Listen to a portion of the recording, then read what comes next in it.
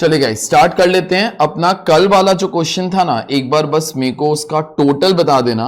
Okay then I will be all done. Okay मेरे को कल वाले क्वेश्चन का जो टोटल है प्लीज वो बता दो, फिर उसके बाद मैं आगे कंटिन्यू करता हूं।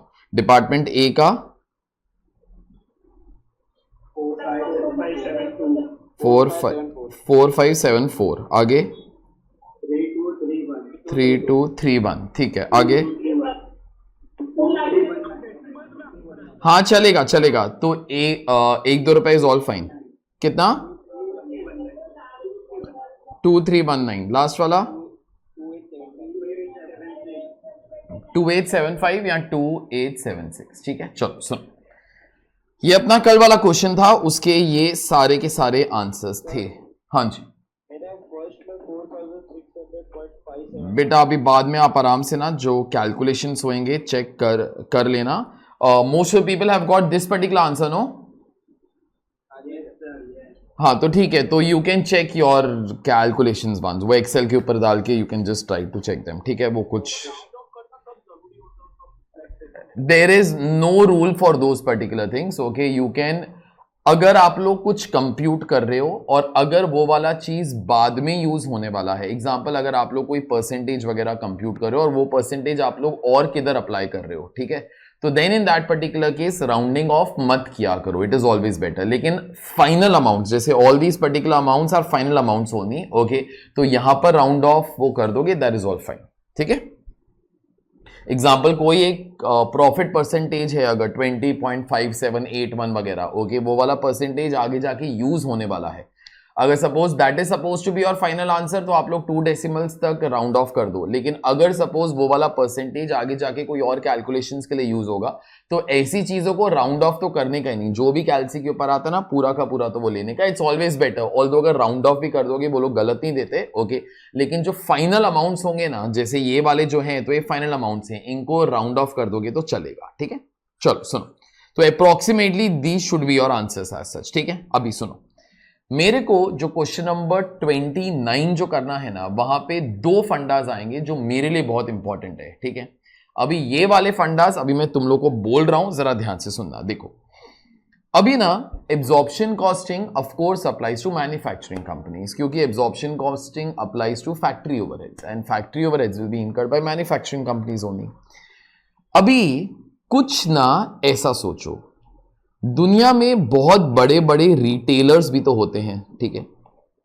इंडिया के अंदर अगर सपोज रिटेलर्स की गिनती करूं तो might be the biggest one, suppose जो बिग बाजार था which was owned by future group, जो 2020 के अंदर रिलायंस ने बोला वी विल एक्वायर, फिर उसके बाद अमेजॉन ने उसके ऊपर केस कर दिया था। तुमको मालूम है ऐसा कुछ हुआ था?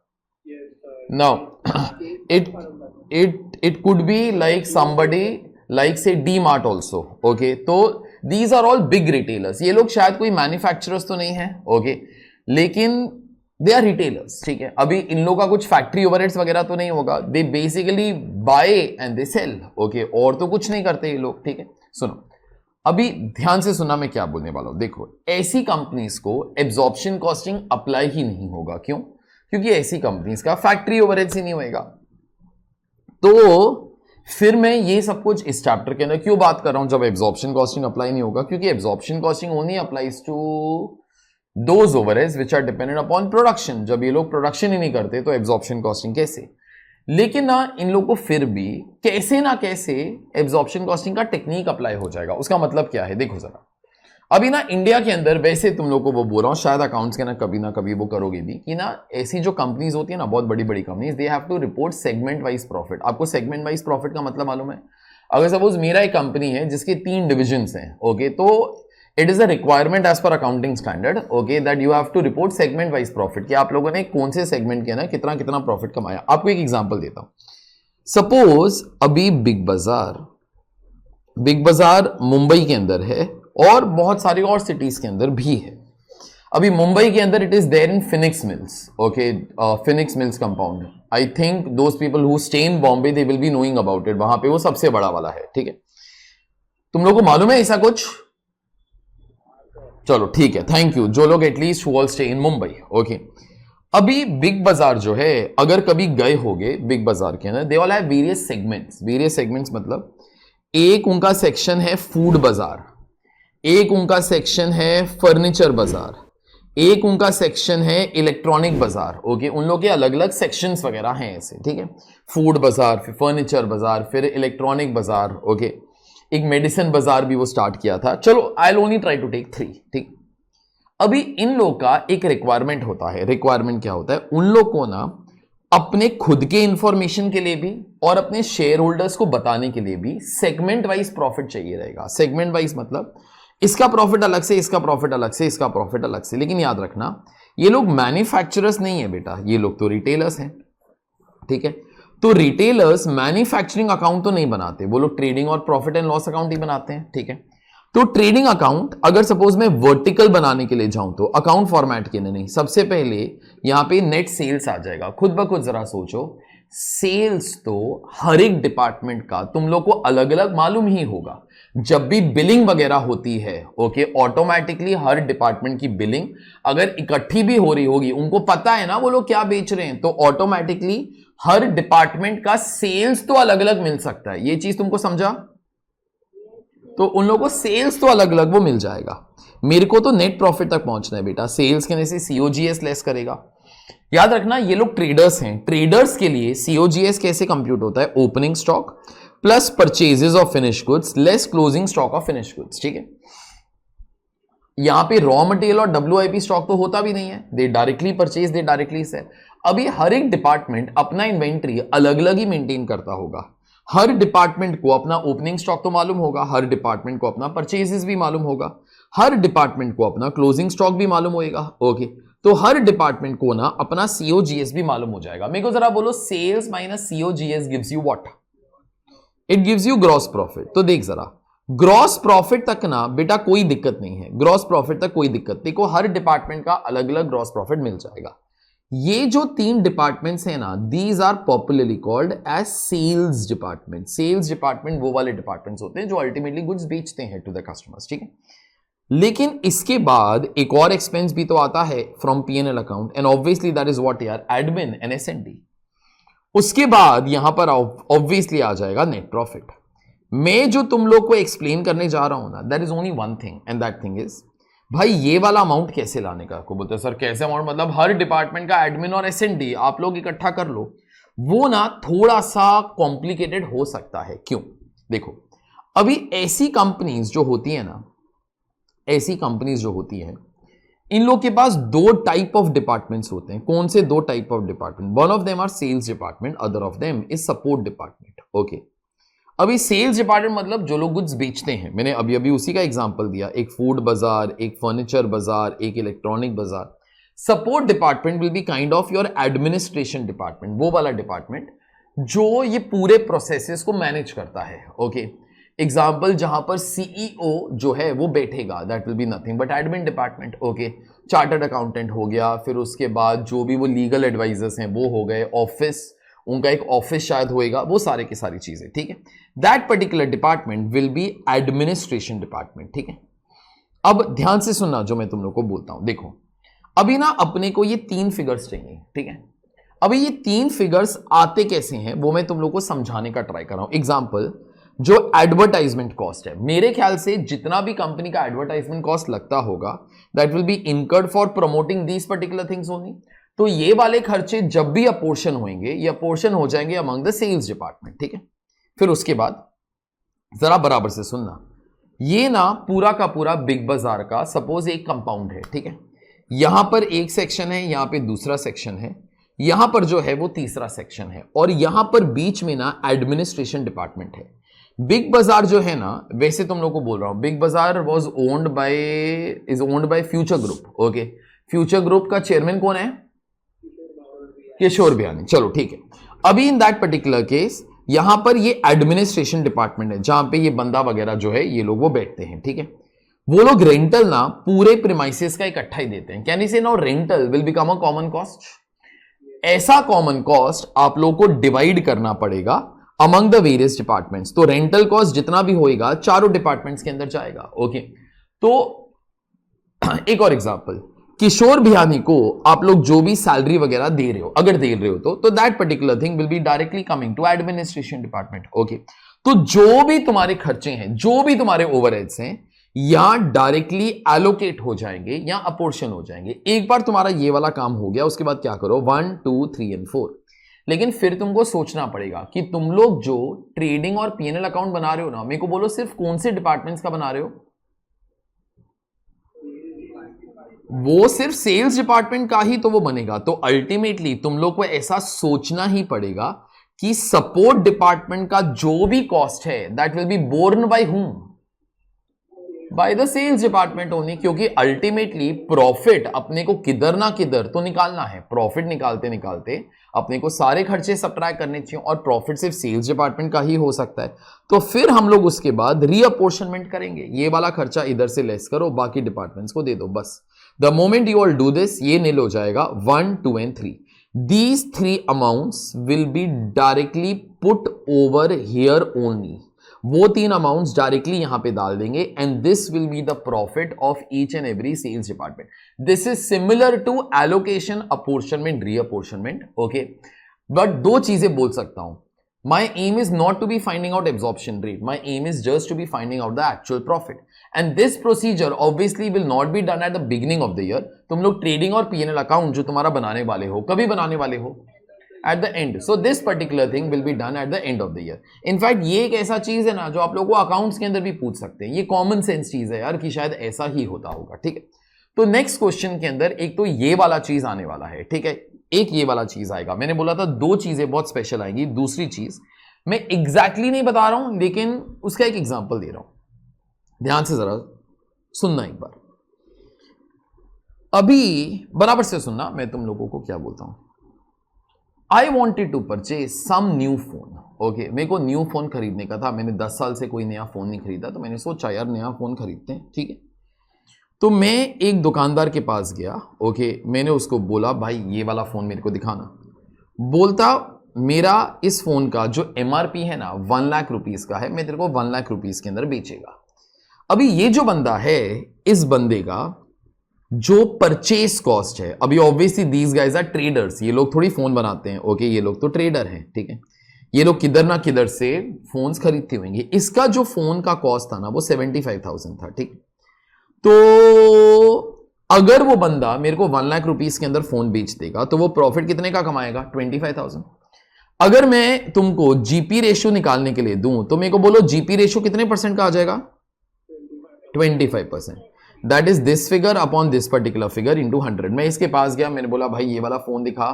उसने दिखाया, मैंने बोला भाई कितने का दिया? बोलता 1 लाख रुपीस का दिया। मैंने बोला तू क्या पागल है, जो बाजू वाला है वो तो 95,000 रुपीस के अंदर देता है। बोलता साहब आप बहुत हैंडसम दिखते हो, आपको 90,000 रुपीस के अंदर देगा। ओके, मैंने बोला ठीक है। अब जरा सोचो, जब वो बंदा मेरे को 10,000 रुपए का डिस्काउंट दे रहा है, सोच के बोलना, is his cost falling? Yes और नो? नो। लेकिन कैन वी से जितना भी वो बंदा मेरे को डिस्काउंट दे रहा है उतने से उसका प्रॉफिट कम हो जाएगा ना? ठीक है, मेरे को जरा बोलो, अगर वो बंदा, स्टूपिड क्वेश्चन है but still I am asking, अगर वो बंदा मेरे को 10,000 रुपए का डिस्काउंट दे रहा है, okay, will new GP ratio fall by 10%? तुम जीपी रेशियो नया वाला कंप्यूट कर लो, is it falling down by 10%? No. In fact ये जीपी रेशियो और ये एक्चुअल जीपी रेशियो के अंदर कुछ ताल्लुक भी नहीं होएगा। Okay, what I am trying to tell you is that, okay, अगर मेरे को कभी भी ये वाला जीपी रेशियो दिया हुआ है ना, तो मैं क्या करूंगा, this GP ratio can we say it is 25% of MRP sales. अगर उसने 1 लाख रुपए में बेचा तो वो कितने का प्रॉफिट कमाएगा? 25%, ठीक है। तो मैं क्या सोचेगा, अगर 1 लाख में बेचता तो 25% का प्रॉफिट कमाता, मतलब 25,000 रुपए का। लेकिन उस बंदे ने कितने रुपीस का डिस्काउंट दे दिया मेरे को, वो बोलो 10,000। तो कैन वी से जितना उस बंदे ने डिस्काउंट दिया उतना मेरा प्रॉफिट कम हो जाएगा ना? तो उतना उस बंदे का प्रॉफिट जो है तो वो कम हो जाएगा। तो नॉर्मली वो कितना कमाता? 25,000, लेकिन अभी वो बंदा कितना रुपीस कमाएगा? 15,000, ठीक। तुमको ये वाला चीज बराबर से इंप्लीमेंट करने का है इन द नेक्स्ट क्वेश्चन। मैंने तुमको बता दिया है कि एडजस्टमेंट क्या क्या है, ठीक है। तुम लोग को बराबर से इंप्लीमेंट करने का है इन द नेक्स्ट क्वेश्चन, ठीक है। इस एग्जाम्पल के ना कुछ डाउट है? बस एक ही प्रिंसिपल, जितना डिस्काउंट दोगे 10,000 रुपए का, उतने से तेरा जो प्रॉफिट है वो कम हो जाएगा, बस और कुछ नहीं तुम लोगों को बोला, ठीक है, कॉमन सेंस चीज ही बोला। Let's start away with the question.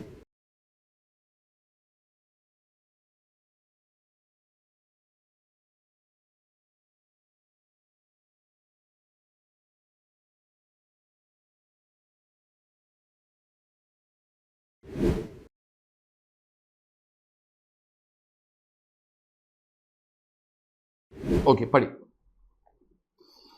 तो Norma Limited is a retail organization which operates 3 sales departments and an administration department in a large supermarket complex.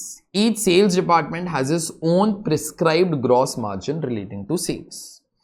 तो वो लोग यहां पर क्या बोल रहे हैं कि ना हर एक डिपार्टमेंट का जो है एक प्रिस्क्राइब्ड ग्रॉस मार्जिन है। कोई एक कंपनी है जिसके 3 सेल्स डिपार्टमेंट है और एक एडमिनिस्ट्रेशन डिपार्टमेंट है। जो एडमिनिस्ट्रेशन डिपार्टमेंट है हम लोग उसको कौन सा डिपार्टमेंट बोल देंगे? सपोर्ट डिपार्टमेंट, ठीक है। आगे, exceptionally the general manager permits the departmental managers to reduce the price of the product by giving a quantity discount, ठीक है, फॉर लार्ज ऑर्डर और for an item of outdated stock. तो कभी कभी क्या होता है, जो जनरल मैनेजर है ना, जनरल मैनेजर मतलब कंपनी का बड़ा बंदा, ओके, वो कभी कभी डिपार्टमेंटल मैनेजर्स को ये लिबर्टी दे देता है कि तुम लोग डिस्काउंट वगैरह भी दे सकते हो, ठीक है, तुम लोग डिस्काउंट वगैरह भी दे सकते हो। डिस्काउंट 2 ही केसेस के अंदर वो दिया जाता है। मेरे को बोलो कौन से 2 केसेस के अंदर?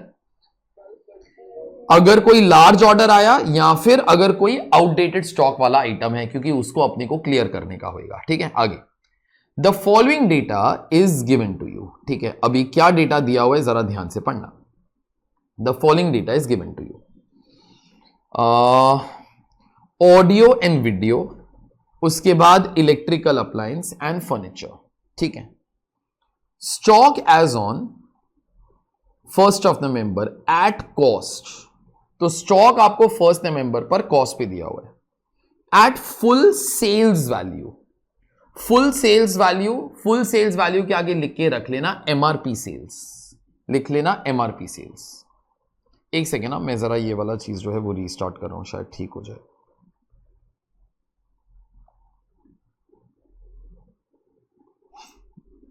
चलो ठीक है, वो नहीं ठीक हो रहा।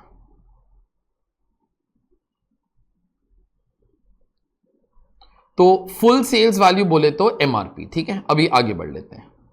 अभी आगे यहां पर क्या दिया हुआ है? ट्रांजैक्शंस ड्यूरिंग नवंबर। नवंबर के अंदर क्या क्या ट्रांजैक्शन हुए? एक तो यहां पर परचेजेस देके रखा हुआ है, ओके, फिर उसके बाद यहां पर नेट सेल्स देके रखा हुआ है, और उसके बाद प्राइस रिडक्शन अप्रूव्ड। ये जो प्राइस रिडक्शन अप्रूव्ड है इसके आगे लिख सकते हो डिस्काउंट। हम लोग प्राइस कम कर रहे हैं बोले तो डिस्काउंट ही दे रहे हैं ना, ठीक है। आगे, अच्छा, मेरे को एक चीज जरा तुम लोग खुद ब खुद बोलना। अगर मैंने नेट सेल्स और प्राइस रिडक्शन अप्रूव्ड को दोनों को ऐड किया तो मेरे को जरा बोलो मेरे को क्या मिल जाना चाहिए? MRP sales. सबको वर्ड समझ में आ गया? एमआरपी सेल्स मतलब अपना एमआरपी कितने का था वो अपने को मिल जाएगा, लेकिन हम लोगों ने अल्टीमेटली डिस्काउंट दे दिया तो उतने से अपना प्रॉफिट कम हो जाता है, ठीक है। आगे, expenditure incurred during November was, तो यहां पे अब जरा देखो, तुमको सारे के सारे खर्चे जो हैं वो देके रखे हुए हैं, बराबर से पढ़ना। आइटम्स ऑफ एक्सपेंसेस रेट्स, 4000 रुपए का खर्चा। एरिया ऑक्यूपाइड उधर दिया हुआ है। लाइट एंड हीट 2000, ठीक है, एरिया ऑक्यूपाइड। आगे, एडवर्टाइजमेंट, जरा देखना एडवर्टाइजमेंट का क्राइटेरिया क्या है, सब लोग बोलेंगे। मेरे को बोलो यहां पर क्या लिखा हुआ है? Sales value for the month. आगे पढ़ो। Before any reduction, can you say sales value for the month before any reduction will mean MRP sales, no? Okay, so can we say it will become 2,20,000 is to, आगे तुम लोग बोलो,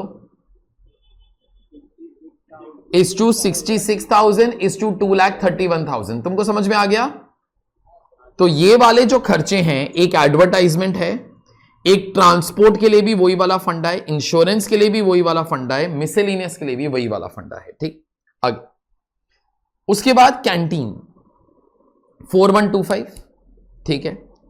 उसके बाद उसको किस रेशियो के लिए डिवाइड करने का बेटा? नंबर ऑफ एम्प्लॉइज, ठीक है।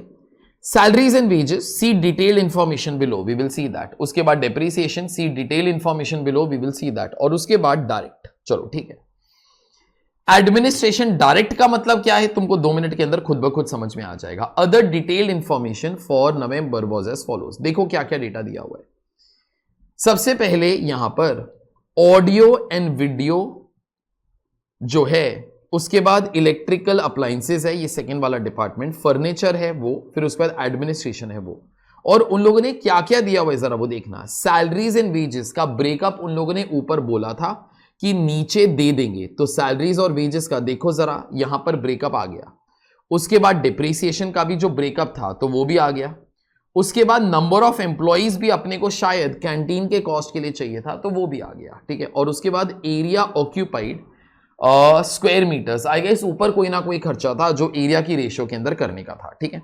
अभी नेक्स्ट लाइन ना सब लोग पढ़ेंगे और मेरे को जरा बोलना, ये लाइन तुम लोग को क्यों दिया रहेगा। Each month the total cost of the administration department are apportioned to the sales department on the basis of sales value for the month before any reduction.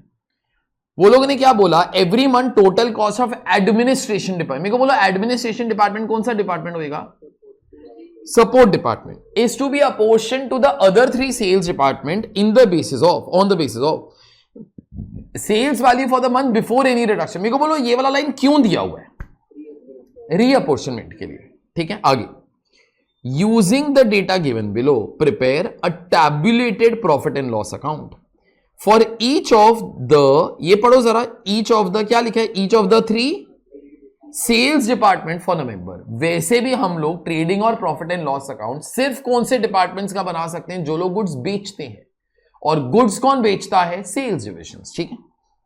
तो अपने को ट्रेडिंग और प्रॉफिट एंड लॉस अकाउंट तीनों sales department का बनाने का है। पहले सब लोग मेरे को जरा बोलो 3 सेल्स डिपार्टमेंट्स का नाम मेरे को बताओ। Audio video, electrical appliances and furniture, ठीक है। तो हम लोग इन तीनों का जो है यहां पर सेल्स डिपार्टमेंट्स का ट्रेडिंग और प्रॉफिट एंड लॉस अकाउंट बनाने वाले हैं for the month of November. अपना पूरा का पूरा सम का ऑब्जेक्टिव वही है, ठीक है। तो लिखो जरा please, you all write down question number 29।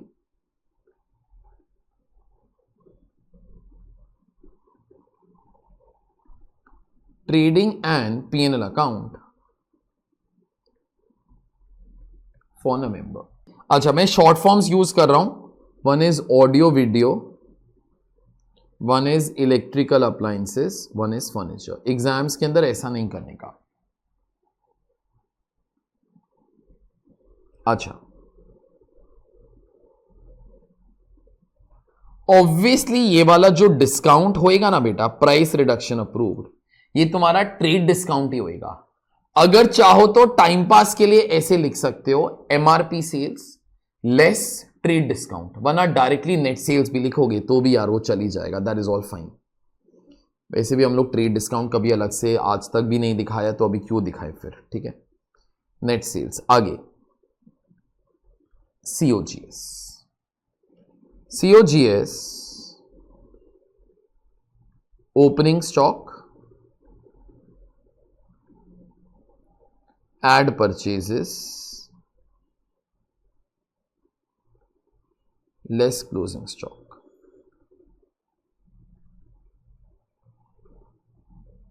Gross profit 1 - 2 less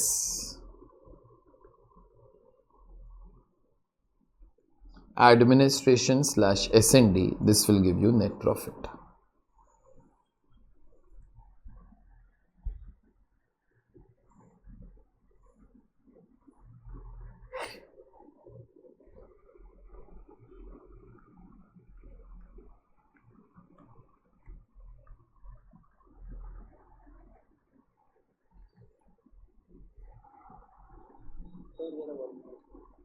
एक सेकेंड बेटा,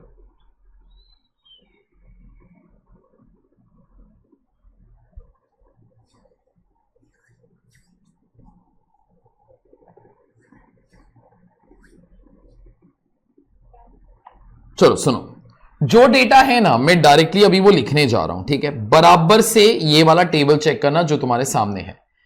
मेरे को बोलो सबसे पहले नेट सेल्स, फर्स्ट डिपार्टमेंट का बोल दो। नेट सेल्स 2 लाख,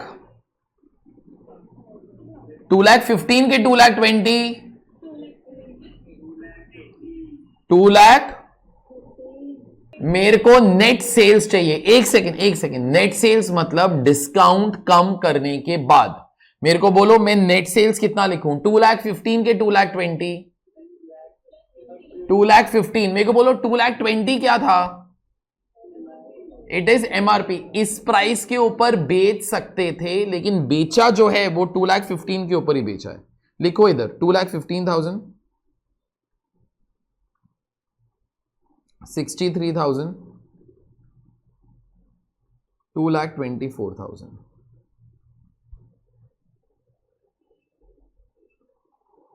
अच्छा आगे सीओजीएस अभी अपने को लिखने का है। सीओजीएस एक ट्रेडिंग कंपनी के लिए कैसे कंप्यूट होता है? Opening stock plus purchases less closing stock. सोच के बोलना, अपना पोपट मत करवाओ। मेरे को जरा बोलो, ओपनिंग स्टॉक आपको कॉस्ट के ऊपर भी दिया हुआ है, एमआरपी के ऊपर भी दिया हुआ है। एमआरपी के ऊपर क्यों दिया हुआ आई डोंट नो, लेकिन पहले मेरे को जरा बोलो, opening stock you will record at cost और you will record at MRP? Cost. तो फिर लिखो 1,20,000, इधर लिखो 80,000 और इधर लिखना 2 लाख।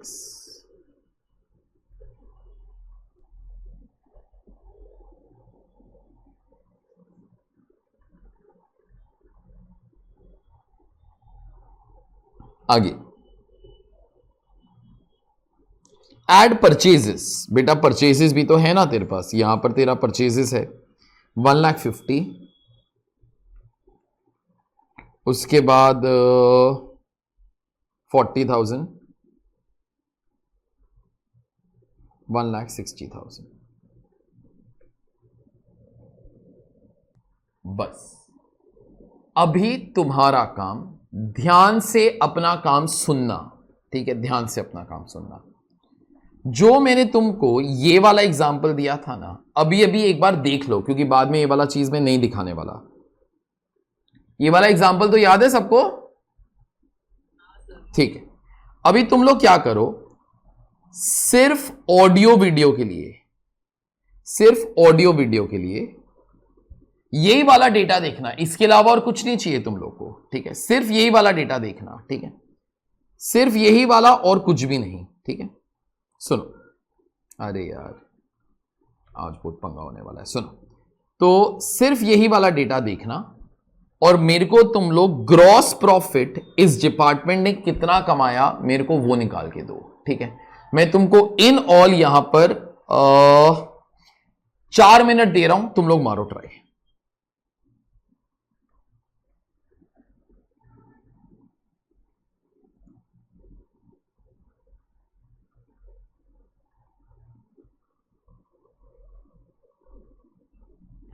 मैं वॉच नहीं स्टार्ट कर रहा हूं, तुम लोग को 4 मिनट दे रहा हूं, तुम लोग स्टार्ट करो।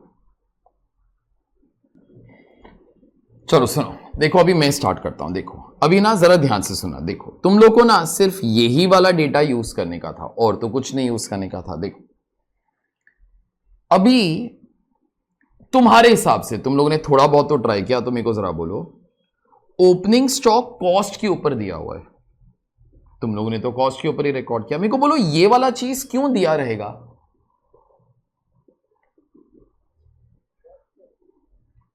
एक मिनट, ये 2 लाख रुपीस का मतलब क्या है? अगर ओपनिंग स्टॉक एमआरपी प्राइस के ऊपर बिकता, आगे तुम लोग बोलो, तो 2 लाख रुपीस पर बिकता, ठीक है? उस चीज का मतलब वो होता है, ठीक है? बराबर से सुनना। अभी I can actually do this thing by an number of ways. तुम लोग पहले लिखो जरा please, working note 1, gross profit,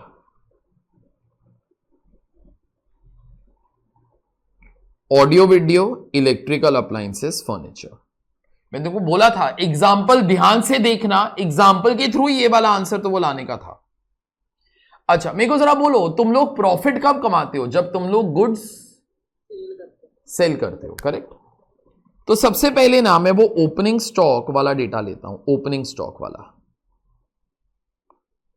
अभी याद रखना, ओपनिंग स्टॉक 1,20,000 का था, जब बिकेगा तो 2 लाख रुपए के ऊपर बिकेगा, लेकिन अगर वो एमआरपी पर बिकेगा तो, ठीक है।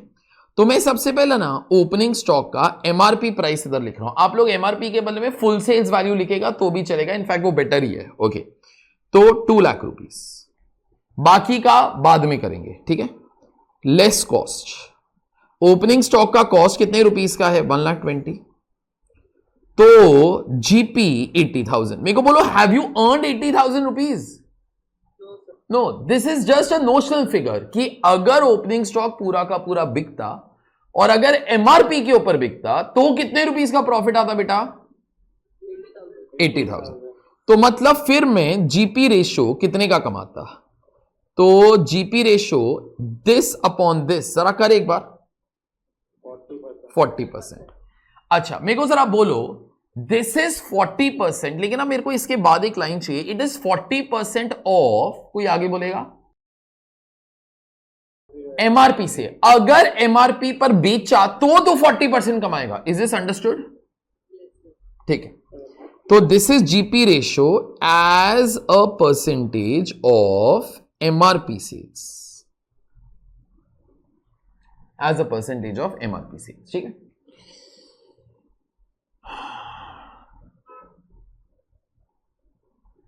बराबर से अभी जरा सुनो, सब लोग आराम से सुनना व्हाट आई एम सेइंग। अब मेरे को तुम लोग पहले जरा बोलो, नवंबर के अंदर मेरे को क्या सोचना चाहिए, कितने रुपीस का सेल्स हुआ? जब मैं ये पहला थॉट लेकर आएगा कितने रुपीस का सेल्स हुआ, तुम लोग 2,20,000 के बारे में सोचेगा सबसे पहले कि 2,15,000 के बारे में, 2,20,000 के बारे में। क्यों बेटा? This figure can not be applied to 2,15,000। सबको ये वाला चीज समझ में आता है? Okay, why it can not be applied? बताओ बताओ बताओ। It is 2,15,000 is not MRP. ये वाला फिगर डिस्काउंट कम करने के बाद है ना। अरे सब लोग मेरे को बताओ, तुम लोग को समझा जो मैंने बोला? ठीक है, तो इन दिस पर्टिकुलर केस ना मैं यहां पर ये लिख रहा हूं, अभी नवंबर मंथ पे आ रहा हूं, नवंबर मंथ। सबसे पहले यहां पर लिखेगा एमआरपी सेल्स, तो एमआरपी सेल्स 2,20,000 रुपए का हुआ। अभी इसके बाद जो मैं पूछेगा ना, गलत बोला तो मैं पकड़ पकड़ के तो मैं मारेगा। सुनो मेरी बात, अगर मैंने 2,20,000 के ऊपर 40% जीपी रेशो अप्लाई किया, ठीक है, 40% जीपी रेशो अप्लाई किया, ठीक है, तो मेरे को 88,000 मिलेगा। सोच के बोलना, गलत मत बोलना वरना मैं सच्ची में मारेगा। मेरे को जरा बोलो, हैव यू अर्नड 88,000 रुपीज का प्रॉफिट? नो। मेरे को बोलो 88,000 रुपीज का प्रॉफिट कब कमाते? जब 2,20,000 पे बेचते। लेकिन तूने क्या कर डाला? बोलो तूने क्या कर डाला? 5,000 रुपए का डिस्काउंट दे दिया। कैन बी से तू जितना डिस्काउंट देगा उतने से तेरा प्रॉफिट कम हो जाएगा ना। तो यहां पर अभी लिखो this is normal GP, this is not your actual GP, less price reductions, या फिर डिस्काउंट लिखोगे तो भी चलेगा, 5,000। This will give you what over here, actual GP. मैंने एग्जैक्टली वर्ड बाय वर्ड वही वाला काम किया जो मैंने इधर कंप्यूट किया था। दिस 25%, मेरे को जरा बोलो, can I apply to 90,000? No, why I cannot apply? Because it was calculated based upon which particular sales? MRP sales. Is this okay? So therefore in this particular case ये वाला जो 25% है ये सिर्फ इसी के ऊपर अप्लाई हो सकता है। तो यहां पर मैंने वही वाला काम किया कि ये वाला जो फिगर था 40%, it can be only applied on this. तो मैंने सोचा 2,20,000 के ऊपर 40% जो है मैं कमाता, मतलब 88,000 रुपीज में कमाता, लेकिन मैंने कितने का डिस्काउंट दे दिया? 5,000। तो अल्टीमेटली जो प्रॉफिट है उतने से कम हो जाएगा, ठीक है। बस अभी हम लोग इलेक्ट्रिकल अप्लायंसेस के लिए भी एग्जैक्टली सेम काम ही करने वाला है, ठीक है। मैं इलेक्ट्रिकल अप्लायंसेस आप लोग मेरे साथ करो, क्यों वो आपको थोड़ी देर में समझ में आ जाएगा। फिर फर्नीचर वाला जो काम है वो आप लोग करना, ठीक है। तो इलेक्ट्रिकल अप्लायंसेस के लिए ओपनिंग स्टॉक का फुल सेल्स वैल्यू 1,10,000 है, लिखो। उसका कॉस्ट जो है 80,000 है, तो 30,000 हो जाएगा। अच्छा सुन, जरा कैलसी लेना एक बार, दिस अपॉन दिस करो इंटू 100 मार। सब लोग बोलना कि आंसर कितना आता है।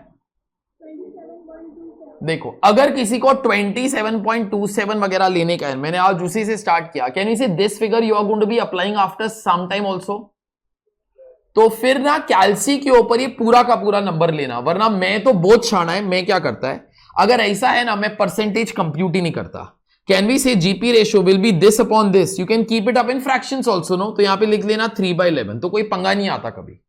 तुमको समझा मैंने क्या किया?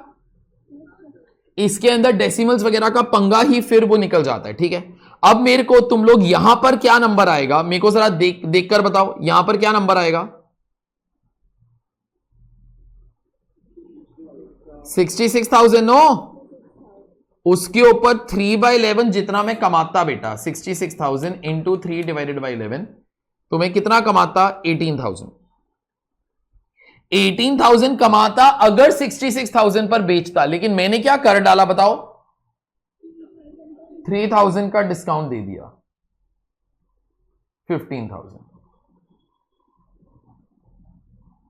सुनो सुनो सुनो सुनो सुनो सुनो, अभी तुम लोग क्या करो ताकि you all understand what you have to be doing even for the last one, और उसके बाद भी क्या।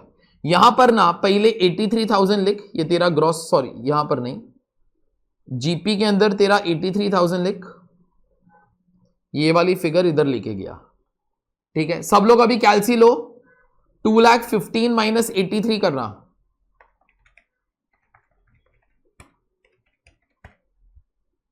कितना आता है बेटा? 1,32,000। सुनो यहां पर ना ऐसे लिख देना, ये पहला फिगर कंप्यूट किया, ये दूसरा किया, अभी इधर एक तीसरा आ जाएगा। इसको बैलेंसिंग फिगर निकालो सब लोग, और उसके बाद एक minute, balancing figure 1,20,000 plus 1,50,000 minus 1,32,000, 1,38,000। तुम लोग बाकी दोनों के लिए ये वाला काम जो है वो खत्म करो प्लीज।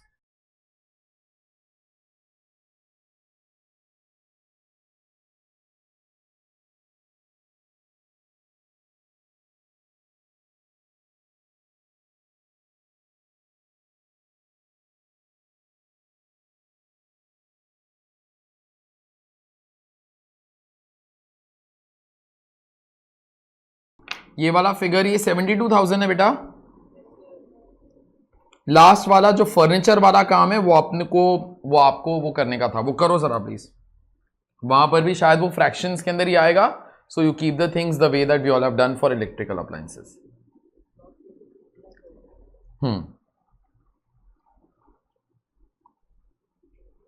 2,80,000, 2,80,000, 8/28 I'll write down। फिर उसके बाद 2,31,000, 8/28, 2,31,000 इंटू 8 डिवाइडेड बाई 28, 66,000, 7,000 रुपये का डिस्काउंट दिया, 59,000,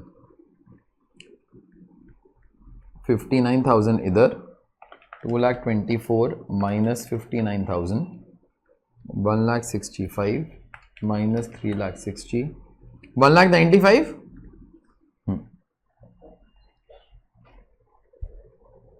चलो सुनो मेरी बात, देखो जो तुम्हारा मेजर काम था ना इस क्वेश्चन के अंदर, जो दिमाग वाला काम था वो हो गया।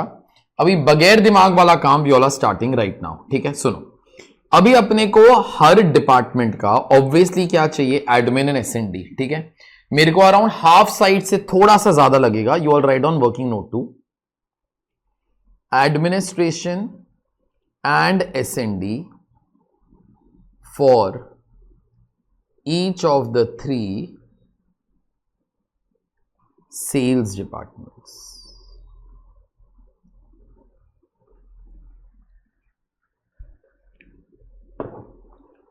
अच्छा, this statement is similar to जो हम लोग कल से बना भी रहे हैं एक्चुअली। एक पर्टिकुलर्स आ जाएगा, एक टोटल आ जाएगा, एक बेसिस आ जाएगा, लेकिन बस यहां पे नाम बदल जाएगा। मेरे को बोलो यहां पे प्रोडक्शन और sales department, sorry production department और सर्विस डिपार्टमेंट के बदले में मैं क्या क्या लिखूंगा इधर, सेल्स डिपार्टमेंट और उसके बाद सपोर्ट डिपार्टमेंट।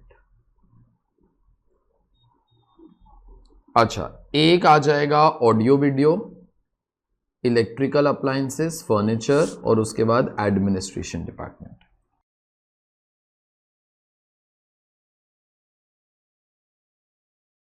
चलो मेरी बात सुनो, अभी सारे के सारे खर्चे इधर हैं, बस मेरे को एक चीज बोल देना, तुमको काम जल्दी खत्म करने का है कि आराम आराम से, अपने पास बहुत टाइम है इन लाइफ, जल्दी। तो फिर ना थोड़ा सा ऑब्जर्व करो तो समझ में आ जाएगा। देखो, रेट्स और हीट एंड लाइट दोनों को डिवाइड करने का है इन व्हाट रेशियो बेटा, एरिया। तो मैं क्या बोलता हूं, दोनों को अलग अलग डिवाइड करने से अच्छा, आगे कुछ बोलो अभी, अगर हम लोग 6,000 रुपीज इकट्ठा भी एरिया की रेशो के अंदर डिवाइड कर लेगा, तुम्हारा काम हो जाएगा ना। ओके, तो एग्जाम्स के अंदर also that's okay boss, you have to try to find out the options how you can try to be completing your job faster. Okay, तो क्या करते हैं, देखो ये दोनों मर्ज कर लेते हैं, आगे भी कुछ आइडियाज दो अभी, वंस आई हैव गिवन। मैं नेक्स्ट 4 भी मर्ज कर दूंगा, ठीक है। तो अभी ना ये वाला काम करना स्टार्ट करते हैं, बस प्रेजेंटेशन अच्छे तरीके से करना ताकि we can depict these particular things, ठीक है। तो यहां पे you all write down rates, next line पे लिख देना लाइट एंड हीट। अगर छोटा छोटा ऐसे लिख सकते हो इल बी बेटर, 4,000 2,000, यहां पे लिख देना 6,000, फिर उसके बाद लिख देना एरिया। अच्छा सुनो सुनो सुनो, एरिया बेटा नीचे है तो मैं लिख ही देता हूं ना एरिया, 6,253, 6:2:5:3, ठीक है। आगे नेक्स्ट 4 में मर्ज कर रहा हूं, तो एडवर्टाइजमेंट, ट्रांसपोर्ट, इंश्योरेंस, मिसलेनियस। तुम लोग चारों के अमाउंट्स इनर कॉलम में लिखो, मैं टोटल मारता हूं तब तक।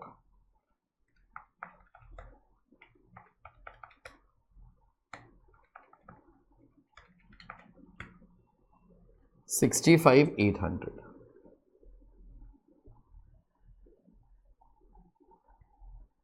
अच्छा, किस रेशो के अंदर sales value for the month before any reduction, can we say sales value for the month before any reduction, बोले तो एमआरपी सेल्स, नो। तो यहां पे ना जरा लिख के रखते हैं एमआरपी सेल्स। अच्छा, पहले मेरे को जरा बोलो एमआरपी सेल्स तुम लोग क्या बोलते हो कि मैं 3 अमाउंट्स कितने लिखूं, you have already written it somewhere, still I am asking you all, मेरे को बोलो मैं कितना कितना लिखूं। 220:66:231, is that okay for everybody? Okay, तो यहां पे लिख के रखना 220:66:231, बाद में कंप्यूट करना, अभी मत करो, ठीक है। आगे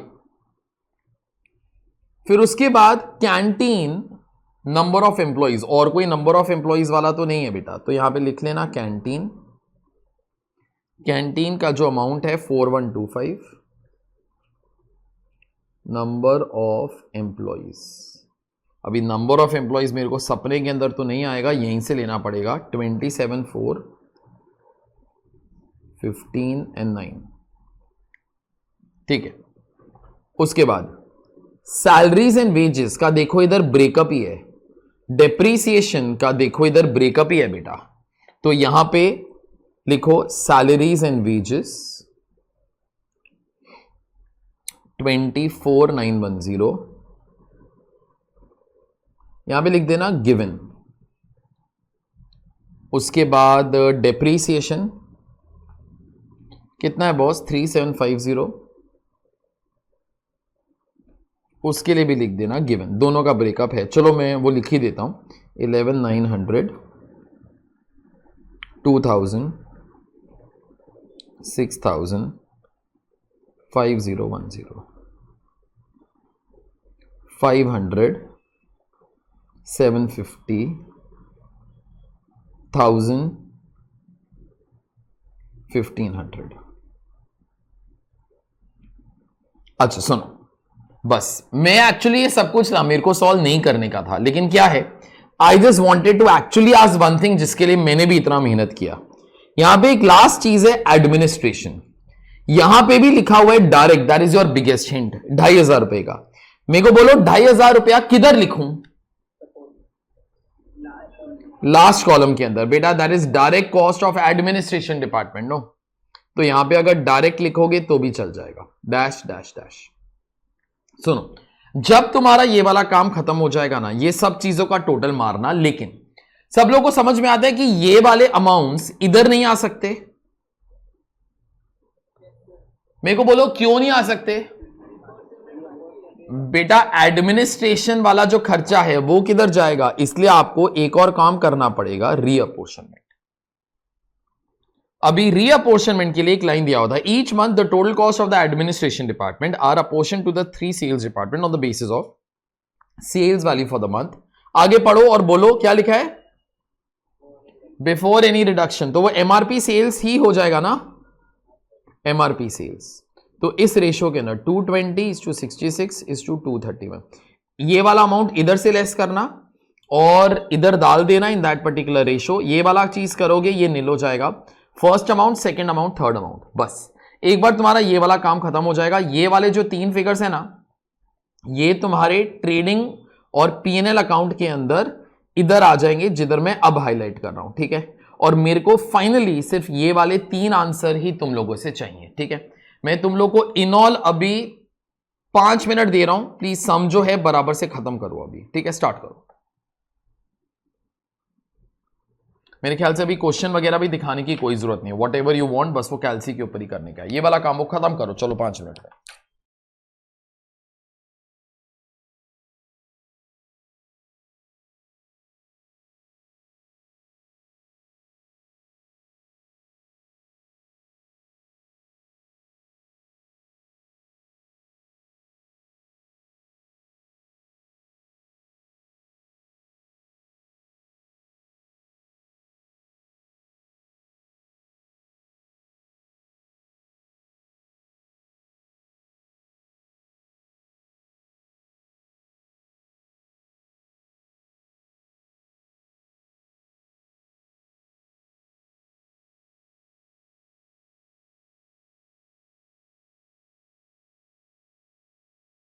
किसी के आंसर आए तो बता देना प्लीज, मेरे को मैसेज कर दो।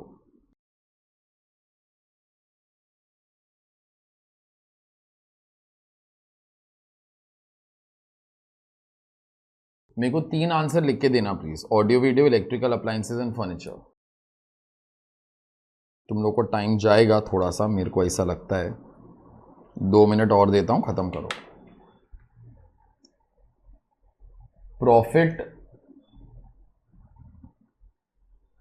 प्रॉफिट बताऊंगा बस मेरे को। हाँ, मैं प्रॉफिट लिख रहा हूं, 33,725, 1420, 14,770, ये 3 आंसर आने चाहिए।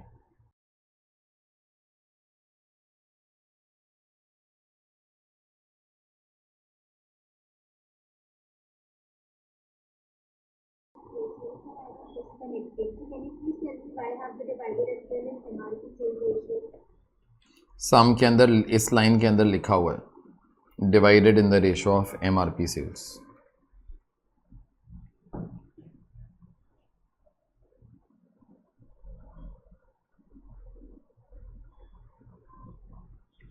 जो सम के अंदर लिखा है वही वाला काम किया है।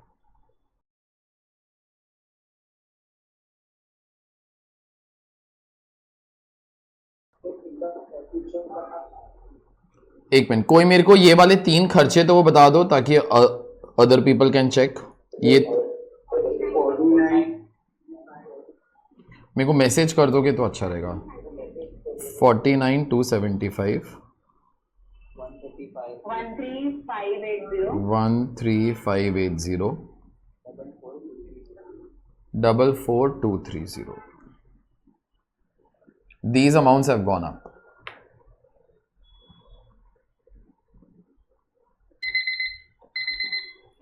मैं ओवर टाइम का हाइट अभी दे रहा हूं, तो ओवर टाइम के बाद वाला टाइम,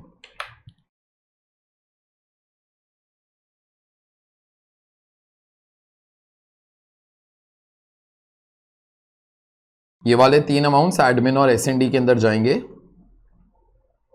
और फाइनली तुम लोग को जो आंसर मिलेंगे वहां पे वो मैंने लिख के रखे हुए हैं, ये वाले आंसर्स।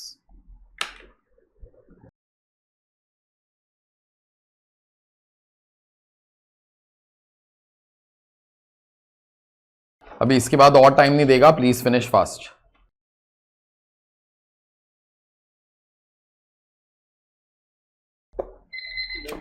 चलो सुनो मेरी बात, देखो ये वाला तुम्हारा क्वेश्चन जो है वो हो गया।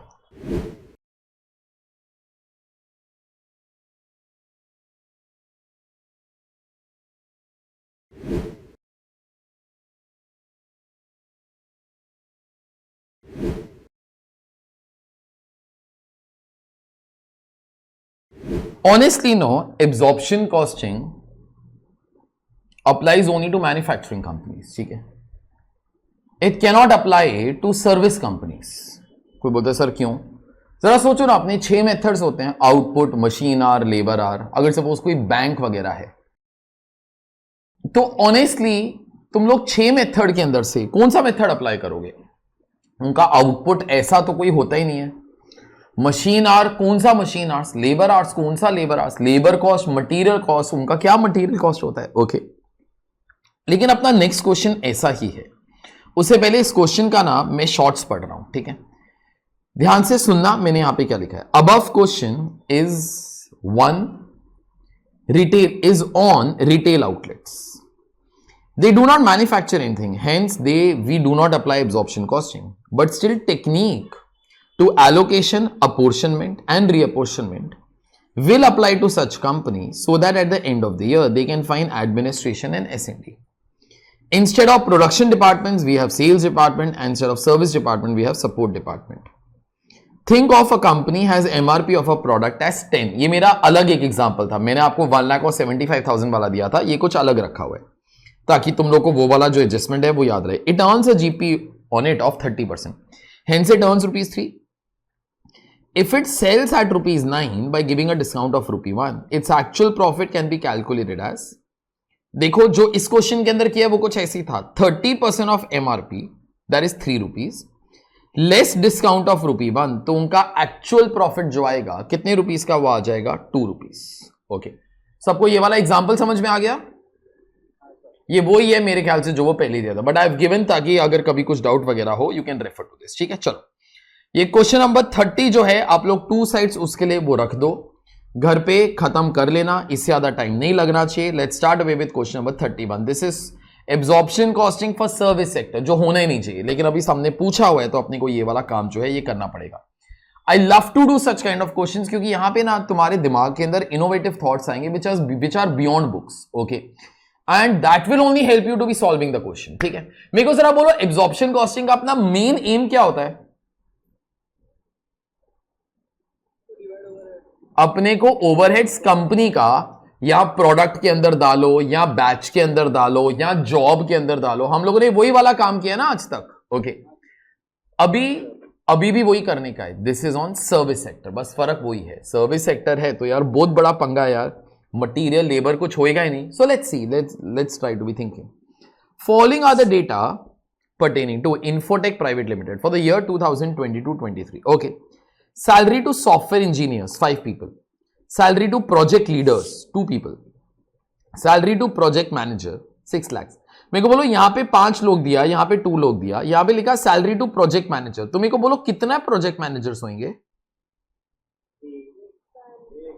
एक ही होएगा ना। एक तो यहां पे इंजीनियर्स लिखा, प्रोजेक्ट लीडर्स लिखा, यहां पे सैलरी टू प्रोजेक्ट मैनेजर लिखा, तो एक ही बंदा होएगा यार। तो यहां पे लिख देता हूं फॉर टाइम पास, तुम लोग मत लिखना, 1%, ठीक है? रिपेयर एंड मेंटेनेंस एडमिनिस्ट्रेशन, चलो ठीक है।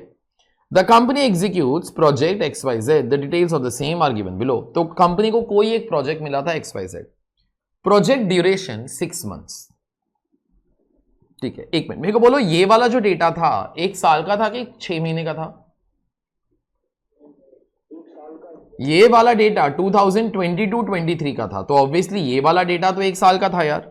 लेकिन इस साल के अंदर ना ये लोगों ने कुछ प्रोजेक्ट एग्जीक्यूट किया था, उस प्रोजेक्ट का ड्यूरेशन कितना था? 6 मंथ्स। ओके, बाकी टाइम बाकी प्रोजेक्ट्स भी करते होंगे, और जरूरी नहीं है कि जब ये वाला प्रोजेक्ट कर रहे थे तब और कोई प्रोजेक्ट नहीं कर रहे थे, तब भी और सारे प्रोजेक्ट्स तो कर रहे होंगे। अच्छा, अभी ना उस प्रोजेक्ट का डिटेल आ रहा है। 1 project leader and 3 software engineers were involve for the entire duration of the project. तो उस प्रोजेक्ट के लिए एक प्रोजेक्ट लीडर की जरूरत पड़ी, और उन लोगों ने क्या लिखा है, कितने सॉफ्टवेयर इंजीनियर्स की जरूरत पड़ी? 3। मेरे को बोलो, ये वाला प्रोजेक्ट कितने मंथ्स के लिए चला था? 6 महीने। आगे, whereas project manager has spend 2 months efforts on this during the execution of the project. तो ये जो प्रोजेक्ट मैनेजर है ना, उसने कितना मंथ स्पेंड किया बेटा? 2। मैं ना कई चीजें लिख रहा हूं, तुम्हारे पास बुक है तो तुम लोग साथ में लिख सकते हो, will help you to solve the question slightly faster. मेरे को बोलो, इधर 5 लोग थे, ये 5 लोग तो पूरे साल थे अपने पास, ठीक है। मेरे को बोलो, उसके में से कितने लोग प्रोजेक्ट के लिए रहे? 3 people, नो? 3 people, मेरे को जरा बोलो, were there on this particular project for, मेरे को ड्यूरेशन बोलो, ड्यूरेशन बोलो। 6 months। एंटायर ड्यूरेशन मतलब एंटायर ड्यूरेशन ऑफ 6 months। आगे फिर उसके बाद मेरे को प्रोजेक्ट लीडर के लिए अभी बोलो कि मैं क्या क्या लिखूं? 1 person फॉर कितना मंथ्स बेटा? 6 months, ठीक है। आगे मेरे को बोलो प्रोजेक्ट मैनेजर, बोलो 1, बट ओनली फॉर कितना मंथ्स बेटा? 2 months, ठीक है। अभी आगे जरा पढ़ते हैं। Travel expenses incurred for the project 187,500, चलो ठीक है। 2 laptops were purchase at a cost of 50,000 each for the use in the project, ठीक है। And the life of the same is estimated to be कितना ईयर्स? 2 years। तो ये वाला जो चीज है ना, ये प्रोजेक्ट के लिए स्पेशली लगा। ये वाला जो चीज है, ये लैपटॉप्स भी एक्सक्लूसिवली प्रोजेक्ट के लिए ही खरीदे गए, ठीक है। प्रिपेयर, चिल्ला चिल्ला के बोलो, प्रिपेयर, क्या प्रिपेयर? Project cost sheet. तो कैन वी से आप लोगों को प्रोजेक्ट का ही सिर्फ कॉस्ट शीट बनाने का है, तो कैन वी से फिर मैं प्रोजेक्ट के ही खर्चे बोलूंगा ना। लेकिन जब आप प्रोजेक्ट के खर्चे ले रहे हो ना बेटा, you will have to charge every cost to the project यार। अभी हम लोग स्टार्ट कर देते हैं, देखते हैं तुम्हारे दिमाग में वो वाला चीज आता है कि नहीं जो मेरे को चाहिए तुम्हारे दिमाग में आए, ठीक है। You all give the title project cost sheet. Title दो project cost sheet.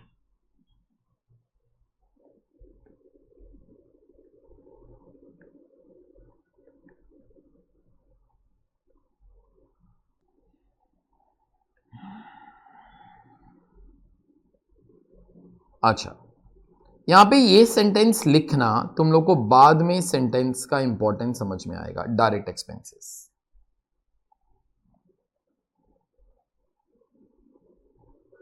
Salary to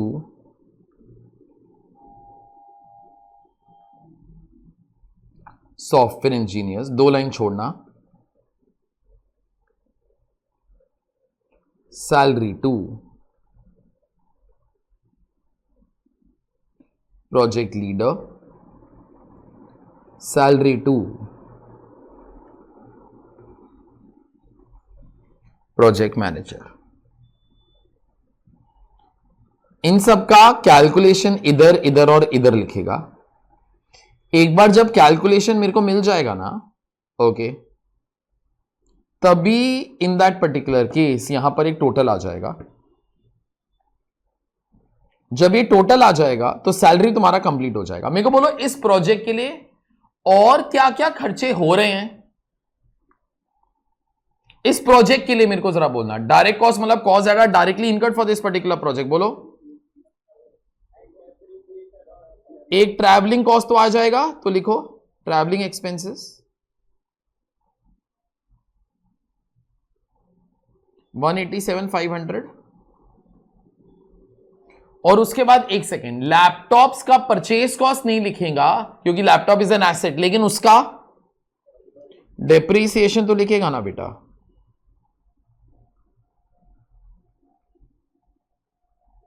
अच्छा, 2 laptops were purchase at cost of 50,000 each, so therefore 2 laptops into 50,000 each। ये हो गया कॉस्ट ऑफ द लैपटॉप्स, ठीक है। अच्छा, उसका लाइफ कितना है बेटा?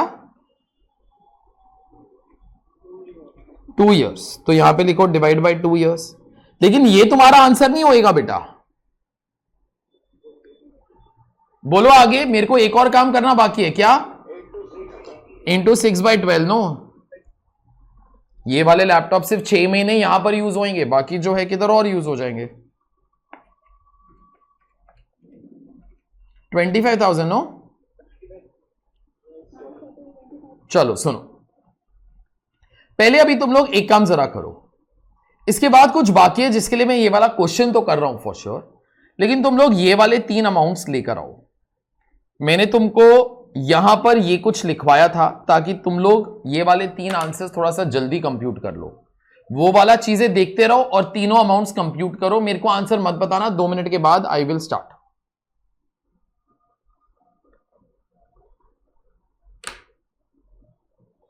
गलत मत करना, सिली मिस्टेक्स नहीं करना। You all are brilliant people by mind, just keep your mind there with you please.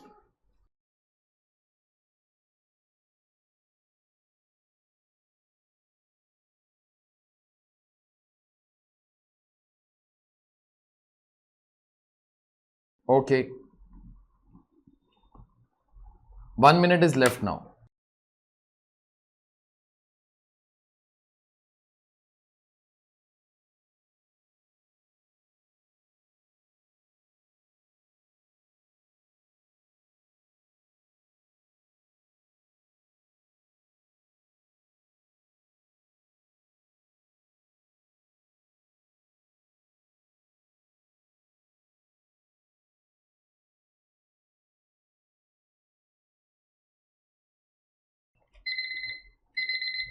Start कर रहे हैं।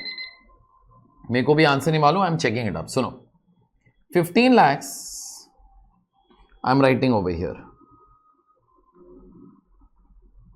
फिर उसके बाद 9 lakhs I am writing over here. 6 lakhs I am writing over here. ठीक है, सुनो,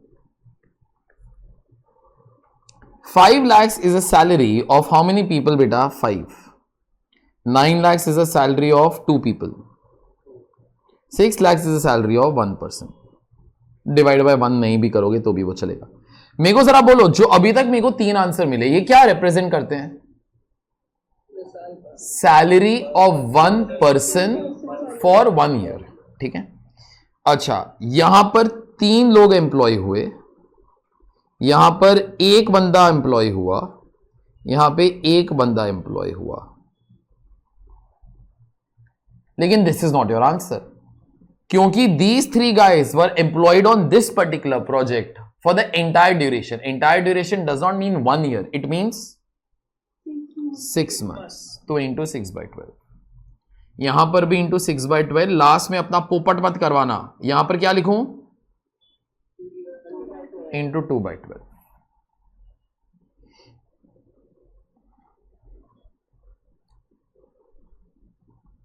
$7,75,000।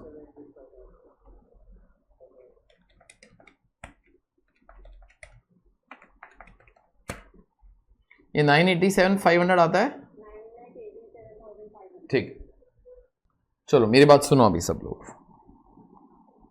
ध्यान से सुनना, ध्यान से सुनना। देखो, अभी इतना तो ऑनेस्टली मैं तुमको नहीं भी सिखाता तो भी हो जाता यार, लेकिन कुछ ना कुछ तो बाकी है। अभी तो बोल दो बेटा, this chapter is on absorption costing. जरा सोचो, तुम लोगों ने ना टेक्निकली स्पीकिंग प्रोजेक्ट को सारे के सारे खर्चे नहीं चार्ज किए बेटा। मेरे को बोलो, कौन से खर्चे नहीं चार्ज किए अभी तक? मेरे ख्याल से बोथ ऑफ देम, ये वाले खर्चे कैन बी से ये कंपनी के खर्चे हैं। ये जो डेटा है ये कंपनी का डेटा है ना। अच्छा, अभी ये दोनों कंपनी के खर्चे हैं। देखो, इसके अंदर से जो भी प्रोजेक्ट के लिए थे वो तो हम लोगों ने डायरेक्टली ट्रांसफर कर दिए, ये दोनों बच गए ना बेटा। ओके, अभी ये दोनों भी अपने को चार्ज तो करने चाहिए, ठीक है। लेकिन तुमको इतना समझ में आएगा, शायद these are overheads for the entire company. ये कोई प्रोजेक्ट के लिए स्पेशली नहीं लगते, लेकिन अल्टीमेटली चार्ज तो करना पड़ेगा ना। समझा तुम लोग को मैं क्या बोला बेटा? अभी अगर सपोज मैं तुमको बोलूं फैक्ट्री का रेंट होएगा, आई नो कोई प्रोडक्ट बनाने के लिए रेंट स्पेशली नहीं लगता, लेकिन एब्जॉर्प्शन कॉस्टिंग के अंदर तुम लोग वही काम करते हो ना। अरे यू ऑल अंडरस्टूड दिस? पहले मेरे को यस या नो बोलो प्लीज। तो अभी ना मेरे को ये वाला खर्चा चार्ज करने का है, both of them are nothing but overheads for the company. मेरे को जरा बोलो डायरेक्टली मैं प्रोजेक्ट के अंदर 3 लाख और 12 लाख रुपीस वो लिख के काम खत्म कर दूं? कैन बी से इनका एक पोर्शन ही इधर आएगा ना। एंथू एंथू थोड़ा सा एंथू दिखाया करो। ओके तो अभी एक काम जरा करो, एंथू इतना दिखाई दिया है तो अभी यहां पे लिख के रखो add overheads.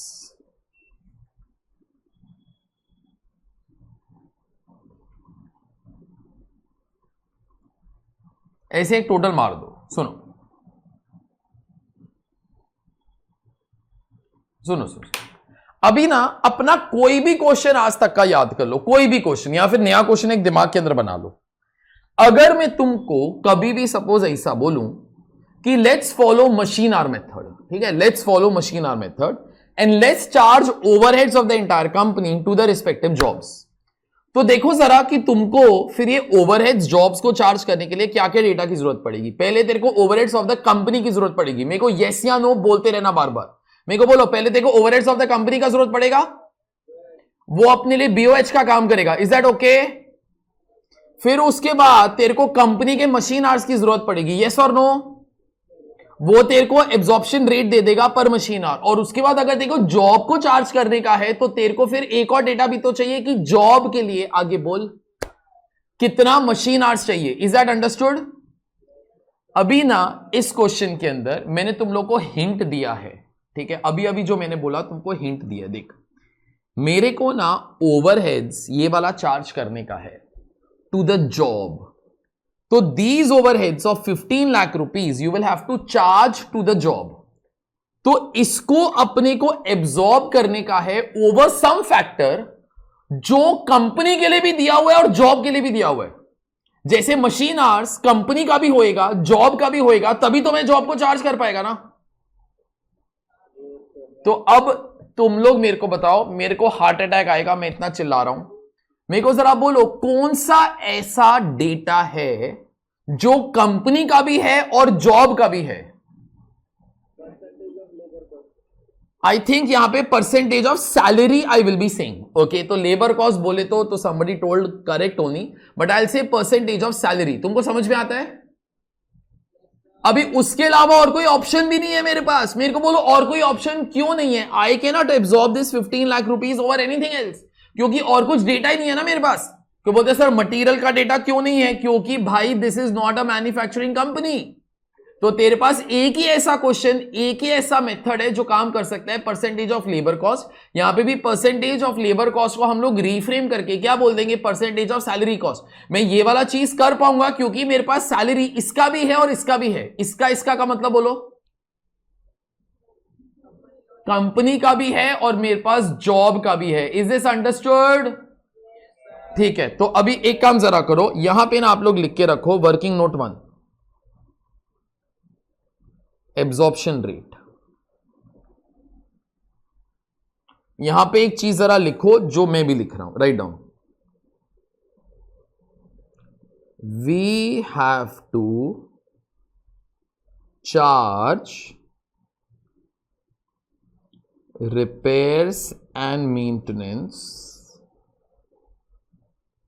and administration overheads, that is expenses of the company to this project.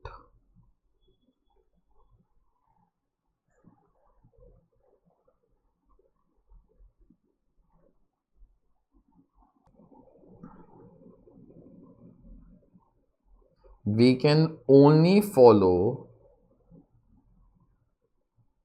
that method, data of which is there for the company and project.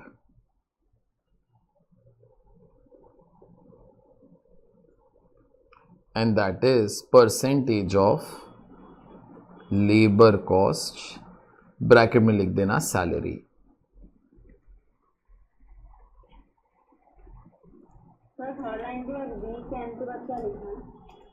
एक minute, we can only 8 o'clock के बाद Chinese आता है। अच्छा, तो अभी absorption rate चाहिए मेरे को, BOH डिवाइडेड बाय BLA। मैंने सब कुछ बता दिया है, अभी you have to do it in a correct manner. Okay, some people have told me the answer also, that's brilliant. मेरे को बोलो ओवरहेड्स ऑफ द कंपनी कितना लूं? 15 lakhs, that is 3 lakh plus 12 lakhs divided by, मेरे को जरा बोलो percentage of labour cost. तो मेरे को लेबर कॉस्ट कितना लेना चाहिए?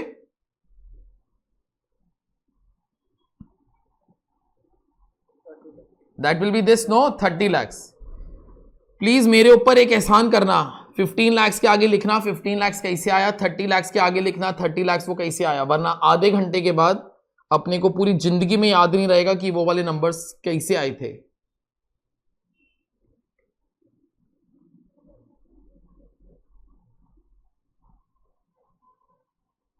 $30 lakhs is total of the salary, 15 lakhs is the total of the overheads. What have you written? And project मैं मेरी हैंडराइटिंग डिकोड करने का ट्राई कर रहा हूं। पहले इंक्रिप्शन किया था, अभी डिक्रिप्शन कर रहा हूं। We have to charge repair and maintenance and administration overheads, that is expenses of the company to this project. We can only follow that method, data of which is there for the company and project, and that is percentage of labor cost method, that is a salary. Thank you for cooperating. बस अभी सब लोग एक काम कर लेना, can we से rate अपने को मिल गया, अभी अपने को रेट अप्लाई करने का है ना, तो सब लोग मेरे को बोलना मैं इधर क्या लिखूं, 50% ऑफ। सब लोग एक नंबर मेरे को बताओ, 7,75,000। इस प्रोजेक्ट के लिए सैलरी जो है 7,75,000 वो लगता है, उसका 50% इधर निकालो, इसका टोटल मार लेना 387,500 टोटल कर लो। 13,75,000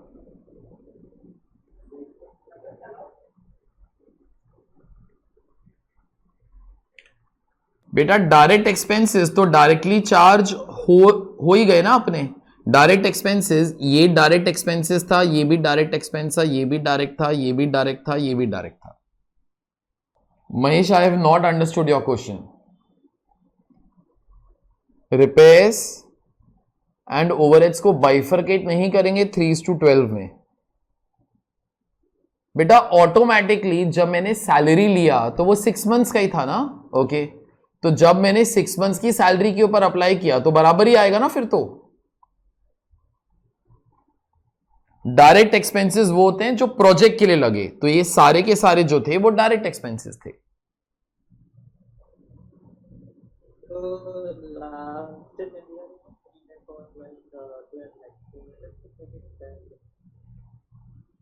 बेटा लेकिन 3 लाख रुपी एक minute, repairs and overheads, I am not understanding, ये 3 lakhs को किस रेशियो के लिए डिवाइड करूं?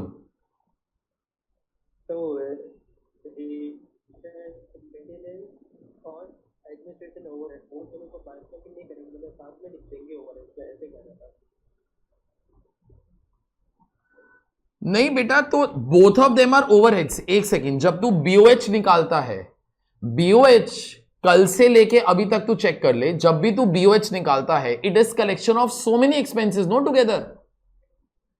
तो तभी तू अलग अलग वो थोड़ी करता है। तेरा आज तक का तू कोई भी क्वेश्चन देख, जब भी तेरा वो BOH आएगा, this will be collection of so many cost which are there. Okay, suppose यही वाला एक क्वेश्चन, इसके अंदर कितने सारे कॉस्ट है, अभी उसका बाइफरकेशन तो वो थोड़ी होएगा।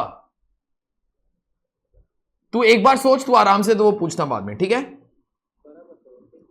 ठीक है, चल, ओके। अपना काम was to charge the overheads. Okay, combine करके we all have charge, so therefore our job is over. Okay, सुनो, ये वाला जो चीज है ये हो गया। अभी एक बार जरा शॉर्ट्स जो है वो पढ़ लेना। This is a company for service sector, we will not have usual methods to follow here, might be the only method of overhead absorption will be percentage of labor cost, that is a salary. Repair and maintenance and administration are the only two expenses which need to be absorbed over the labor cost, क्योंकि जो बाकी है वो तो वैसे भी direct cost ही थे। ठीक है, चलिए क्वेश्चन नंबर 32 ना is a brilliant question, but that I have left for homework, ताकि one good question you all have, उसके लिए 3 sides you all can leave.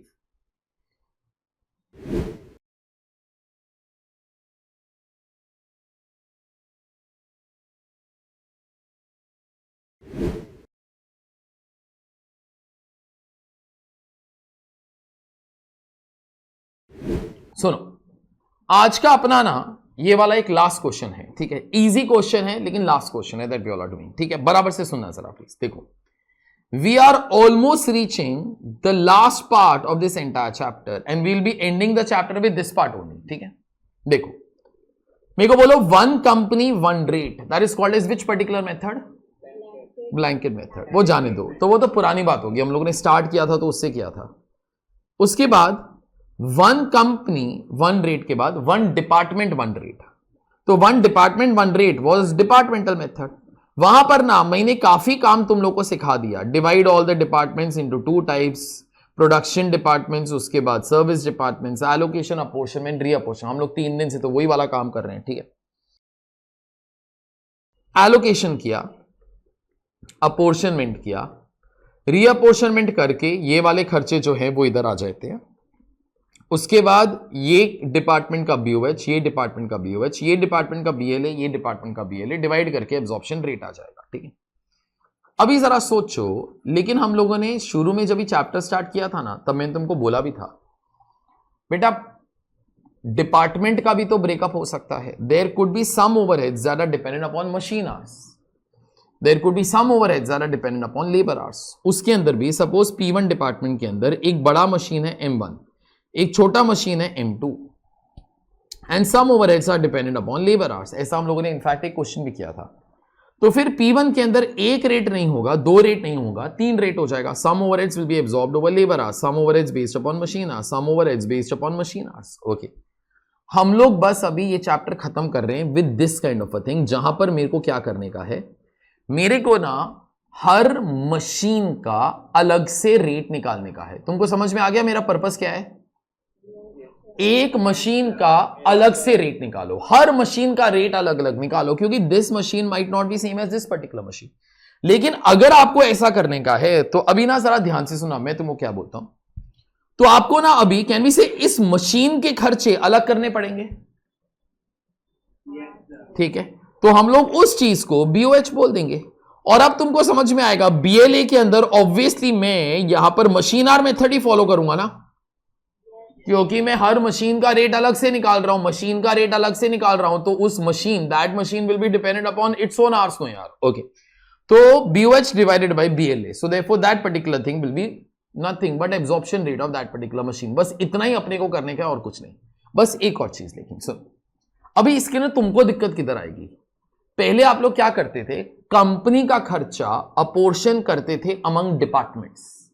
अब तुमको क्या करना पड़ेगा, तुमको डिपार्टमेंट का खर्चा अपोर्शन करना पड़ेगा। आगे बोलो, among the labour hours, M1 hours, M2 hours. सबको समझ में आ गया? तो अभी भी तुम्हारे फंडे तो वही हैं। एग्जांपल के तौर पे अगर डिपार्टमेंटल का रेंटल कॉस्ट होएगा, ठीक है, तो डिपार्टमेंट का अगर रेंटल कॉस्ट है तो फिर M1 को तुम लोग रेंटल कॉस्ट का एक हिस्सा दे देना बाय टेकिंग से एरिया। ओके, सबको समझ में आ गया?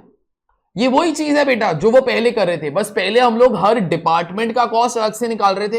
अभी डिपार्टमेंट का कॉस्ट निकालने के बदले में हम लोग किसका कॉस्ट अलग से निकालेंगे? मशीन का। और क्या, बस काम खत्म हो गया। ठीक है, लेकिन ना इसके अंदर आईसीए ने एक अपना अच्छा चीज डाला। I actually like that particular part. वो लोग क्या बोल देते हैं कि आप लोग एब्जॉर्प्शन रेट निकाल लेना। Absorption rate is BOH upon BLA. ठीक है, सपोज ये 2 लाख है, ये 1 लाख है, सो देयरफॉर एब्जॉर्प्शन रेट कितना हो गया? 2 per machine hour. Can we say this 2 per machine hour will recover all my fixed overheads which are dependent upon this machine. तो सारे के सारे जो भी फिक्स्ड ओवरहेड्स है इसके थ्रू रिकवर हो जाएंगे। अभी इंस्टीट्यूट क्या बोलता है क्या करो, सिर्फ ना फिक्स्ड ओवरहेड्स का रेट मत निकालो, आप लोग क्या करो, आप लोग ना इसके साथ वेरिएबल ओवरहेड्स भी कंबाइन कर दो। अभी वेरिएबल ओवरहेड, सपोज जब भी मशीन चलता है ना, मेरा इलेक्ट्रिसिटी का खर्चा 3 पर मशीन आर आता है, this is kind of variable overheads, ठीक है। आप लोग मर्ज कर दो और इस टोटल को ना आज से हम लोग बोल देंगे सीएमएचआर। सीएमएचआर का full form comprehensive machine hour rate. Comprehensive machine hour rate मतलब उसके अंदर कौन से 2 खर्चे इंक्लूड हो जाते हैं, फिक्स्ड एंड वेरिएबल। अगर सम कभी तेरे को ऐसा बोले ना फाइंड मशीन आर रेट, तो आईसीए का इंटेंशन क्या है, जो वो लोग अपनी बीवी को भी नहीं बताता, लेकिन उनका इंटेंशन क्या है, इफ दे से फाइंड मशीन आर रेट मतलब they want you to find out comprehensive machine hour rate. Is this understood? ठीक है, तो बस in that particular case comprehensive machine hour rate will be ₹5 per machine are, ठीक है। अभी ना जो नेक्स्ट वाला अपना क्वेश्चन है मैं 2 बार सॉल्व करेगा, सेकेंड टाइम सॉल्व करने के लिए मेरे को 2 ही मिनट जाएगा, ठीक है। लेकिन ये सेम आंसर लाने के लिए तुम्हारे पास 2 मेथड हो सकते हैं। Let's solve the question by both the methods, ठीक है। पढ़ो सर आप please. Question number 31, machine hour rate या comprehensive machine hour rate. Compute the machine hour rate from the following. तुम लोग मशीन आर रेट के ऊपर ना लिख सकते हो सीएमएचआर। अच्छा, cost of the machine 1 lakh, installation charges 10,000, estimated scrap value after expiry of 15 year. मेरे को बोलो ये 3 इंफॉर्मेशन क्यों दिया रहेगा बेटा? डेप्रीसिएशन, कैन बी से ये वाला डेटा मशीन का ही डेटा है ना, ये वाला डेटा मशीन का ही डेटा है ना, तो बेटा ये वाला खर्चा तो मशीन को ही चला जाएगा, ठीक है। This is directly of the machine only. अगर कोई डिपार्टमेंट का खर्चा है फिर उसका एक हिस्सा मशीन को आएगा, लेकिन अगर मशीन का खर्चा है, आगे बोलो, तो वो तो मशीन का ही खर्चा है, फिर तो वो तो मशीन को ही जाएगा ना। आगे, rent and repair, sorry rent and rates for the बोलो ना, फॉर द शॉप बोले तो पूरा का पूरा फैक्ट्री, बोले तो पूरा का पूरा डिपार्टमेंट, इधर लिख देना डिपार्टमेंट। तो ये डिपार्टमेंट का खर्चा है, ठीक है, ये मशीन का खर्चा नहीं है, डिपार्टमेंट का खर्चा। आगे, general lighting for the machine per annum, तो ये तो मशीन का खर्चा है। Insurance premium for the machine per annum, तो ये तो मशीन का खर्चा है। अभी मैं सॉलिड क्वेश्चन पूछता है, ऐसा चीजें ना which trouble your mind in exams a lot, repairs and maintenance per annum. अब मेरे को बोलो repairs and maintenance per annum, उन लोगों ने नहीं लिख के दिया यार कि ये मशीन का खर्चा है कि डिपार्टमेंट का खर्चा है, तो मेरे को बोलो किसका खर्चा होएगा? अच्छा सुन, अभी मैं तुमको क्या बोलता हूं, अगर तुमको कोई सोचता है सर रिपेयर एंड मेंटेनेंस तो मशीन का ही होता है ना सर, ऐसा क्यों, डिपार्टमेंट का भी तो हो सकता है ना। डिपार्टमेंट की दीवारें खराब हो गई तो हम लोग रिपेयर एंड मेंटेनेंस करवा रहे हो उसका, वो भी तो रिपेयर एंड मेंटेनेंस ही होता है ना, करेक्ट नो? तुम्हारे घर का भी रिपेयर एंड मेंटेनेंस तो होता है ना, कभी ना कभी 10 साल के बाद थोड़ी चीजें तो ठीक करवाते हो। तो अब मेरे को जरा बोलो रिपेयर एंड मेंटेनेंस किसका होएगा, मशीन का के डिपार्टमेंट का? अच्छा, लेकिन मशीन का भी तो रिपेयर एंड मेंटेनेंस हो सकता है ना। एक मिनट सुनो, मेरे को पहले जरा बोलो, अगर मशीन का होएगा तो फिर डायरेक्टली मशीन को चला जाएगा, लेकिन अगर शॉप का होएगा फिर इसका एक हिस्सा मशीन को जाएगा, यस और नो? तो अब मेरे को जरा बोलो मशीन का होएगा कि डिपार्टमेंट का होएगा?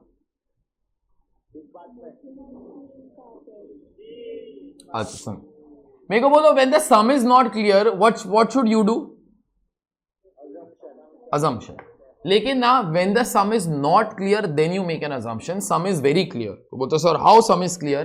तो these are implied rules of reading the question. Nobody in this world will teach you these rules except me. Repairs and maintenance per annum नहीं पता चलता ना, इसके ऊपर देख लेने का। मेरे को बोलो इसके ऊपर कौन सा डेटा है, मशीन का कि डिपार्टमेंट का? मशीन। तो सम को आगे बताने की जरूरत नहीं, it is continuation of data no. Assumption वगैरह लिखने की कोई जरूरत नहीं है बेटा, अगर कुछ बदलता तो वो लोग लिख देता ना यार, नहीं लिखा तो मतलब it is continuation of data only. तो लास्ट टाइम ये वाला डेटा किसका है? मशीन का। थैंक यू, आगे चल पड़ते हैं, ठीक है। आगे, power consumption 10 units per hour, rate of power for 100 units is ₹20। Estimated working hours per annum, मेरे को बोलो estimated working hours per annum 2000 hours, तुमको क्यों दिया रहेगा? ये बीएलए का काम करेगा। आगे अभी देखो, मेरे को पहला वाला वर्ड गला फाड़ के चलाओ, शॉप सुपरवाइजर सैलरी। तो कैन वी से ये वाला सुपरवाइजर नहीं, ये वाला सुपरवाइजर जो है ये किसको मैनेज करता है बेटा? शॉप को। शॉप बोले तो डिपार्टमेंट, तो ये खर्चा किसका है? डिपार्टमेंट का है। आगे, the machine occupies 25% of the area of the shop. चलो ठीक है, the supervisor is expected to devote 20% of his time for supervising the machine. ठीक है, तो मशीन 25% एरिया ऑक्यूपाई करता है और वो जो सुपरवाइजर है ना अपना 20% टाइम डिवोट करता है। ठीक है, आपको करना क्या है? Let's compute CMHR। मैक्सिमम 5 या 6 मिनट के ऐसे वो क्वेश्चन है, एग्जाम्स के अंदर आते हैं तो अपने लिए वो बोनस है। तो यहां पे तुम लोग लिख के रखो जरा please, question number 33, calculation of CMHR। हाँ हो जाएगा, लेकिन मेरे को 2 बार वो करवाने का है। एक मेथड जो है हाफ साइड के अंदर वो हो जाएगा। लिखो कैलकुलेशन ऑफ CMHR।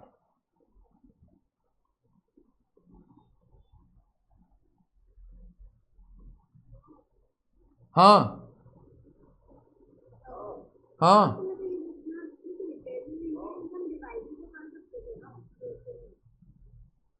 बेटा, रिपेयर एंड मेंटेनेंस ना मैं तभी डिवाइड करूंगा अगर वो डिपार्टमेंट का खर्चा है। आप इसी क्वेश्चन का बात कर रहे हो? आप इसी क्वेश्चन का बात कर रहे हो मैम? एक मिनट, तो पहले आप मेरे को बताओ, रिपेयर एंड मेंटेनेंस अगर मशीन का है तो फिर तो डिवाइड करने की जरूरत वो नहीं है ना, फिर तो मशीन का ही खर्चा है ना बेटा। यार क्या बात कर रही है? अगर सपोज मैं तेरे को बोलूं इसी मशीन के लिए रिपेयर एंड मेंटेनेंस वो लग रहा है, फिर वो तो इसी मशीन का खर्चा है ना, फिर थोड़ी डिवाइड करूंगा। अरे वो ही तो मैंने बोला मैडम, अगर नहीं लिखा आप इसके ऊपर वाला डेटा देख लो। मैंने भी वही चीज बोला, अगर नहीं पता चलता उसके ऊपर वाला डेटा देख लो। तो जो ऊपर वाली इंफॉर्मेशन था it is continuation of data. Example के तौर पे अगर मैं तेको ऐसा 2 लाइन बोलूं, you went to Haji Ali, ठीक है, सेकेंड लाइन 8 पॉपकॉर्न्स, ठीक है, तो मेरे को जरा बोल हु 8 पॉपकॉर्न्स? हाँ आए। अभी मैंने तो नहीं लिखा था कि यू 8 पॉपकॉर्न्स, तो तेको कैसे पता चला? क्योंकि फर्स्ट लाइन के अंदर we are talking about you only, no? Okay okay, आगे चलो स्टार्ट करते हैं। Calculation of CMHR। तो एक काम जरा करो, यहां पे लिखो पर्टिकुलर्स, उसके बाद लिखना टोटल, उसके बाद लिखना बेसिस, उसके बाद लिख देना कैलकुलेशन और फिर अमाउंट।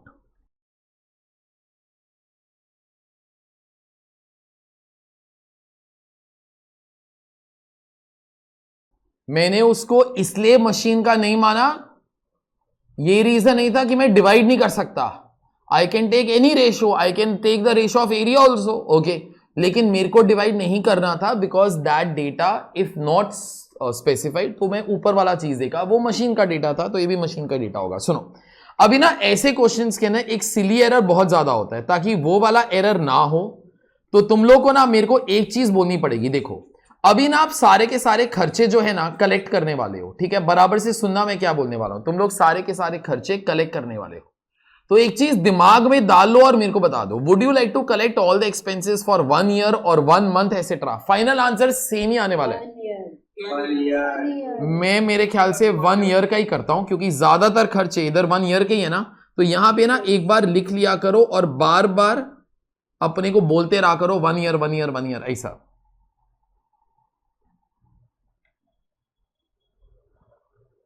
बोल रहे हो खुद को कि 1 ईयर? ठीक है, बोलते रहो बोलते रहो बोलते रहो, सुनो। हाँ ठीक है ठीक है ठीक है, वो अपने को बोलो, वो मेरे को ना बोलो, ओके। तो लिखो इधर रोमन नंबर 1 फिक्स्ड कॉस्ट।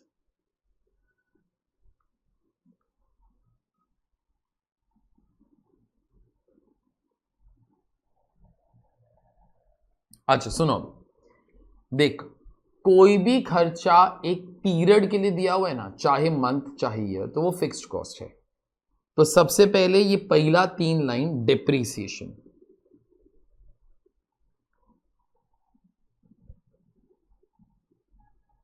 अच्छा 1 lakh is the cost. Installation charges form part of the cost only. Scrap value 5000. So this plus this less 5000. ठीक है, डिवाइडेड बाई 15 ईयर्स। मैं ना यहां पे लिख रहा हूं फॉर सम रीजन, कैलकुलेशन के अंदर नहीं लिख रहा हूं। कैलकुलेशन के अंदर क्या आएगा थोड़ी देर में पता चलेगा। 1 lakh plus 10,000 minus 5,000 divided by 15 years. तो ये डेप्रीसिएशन पर एनम ही आएगा, तो मेरे को वैसे भी 1 साल का ही चाहिए। मेरे को अमाउंट बताओ 7,000। मेरे को बोलो ये वाला खर्चा डायरेक्टली मशीन का है कि डिपार्टमेंट का है और मशीन को देने का है? मशीन का है ना, तो बेसिस के अंदर लिख देना डायरेक्ट, तो फिर कैलकुलेशन की जरूरत ही नहीं है। अमाउंट के अंदर भी लिख देना 7,000। Second, rent and rates for the shop per month दिया हुआ है। रेंट एंड रेट्स सुन, तू 1 साल के लिए बना रहा है बेटा, 200 रुपया इंटू 12 तो 2,400 आएगा। 200 इंटू 12। अच्छा लेकिन मेरे को जरा बोलो, ये तो शॉप का रेट्स, रेंट और रेट्स है ना, मेरे को तो मशीन को देने का है। मेरे को बोलो किस रेशो के ने डिवाइड करूं? एरिया। और इस मशीन ने पूरे शॉप का कितना एरिया ऑक्यूपाई करके रखा हुआ है? 25%। तो यहां पे लिख देना एरिया 2,400 इंटू 25%, 600। आगे, general lighting for the machine, insurance premium for the machine, repairs and maintenance हम लोगों ने बात कर ली है for the machine. All of them are per annum only. बेटा ये तीनों अमाउंट्स डायरेक्टली तुम लोग कॉपी कर लो, just keep on writing those particular amounts only. वो सारे के सारे 1 साल के ही हैं डायरेक्टली। 300, 960,000 हर जगह पे लिख देना डायरेक्ट।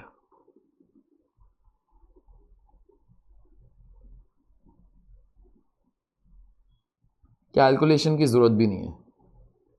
300, 960,000 क्या थे बेटा? General lighting, I am just writing lighting, insurance premium,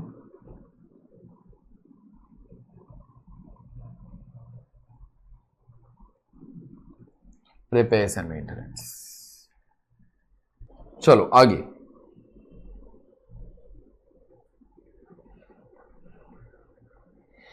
power consumption को नाम है वेरिएबल कॉस्ट मान लेगा, क्योंकि वो हर घंटे के लिए लगेगा।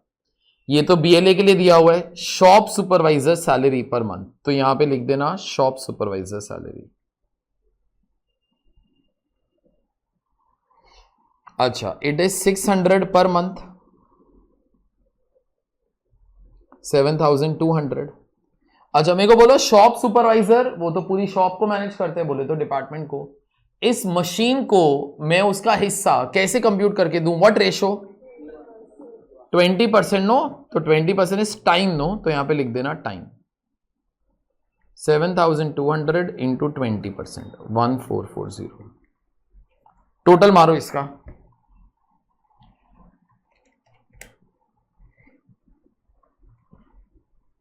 Divided by BLA.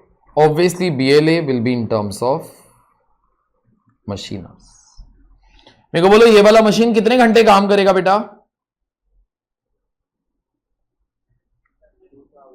2000 ना, ये वाला मशीन 2000 घंटे काम करेगा।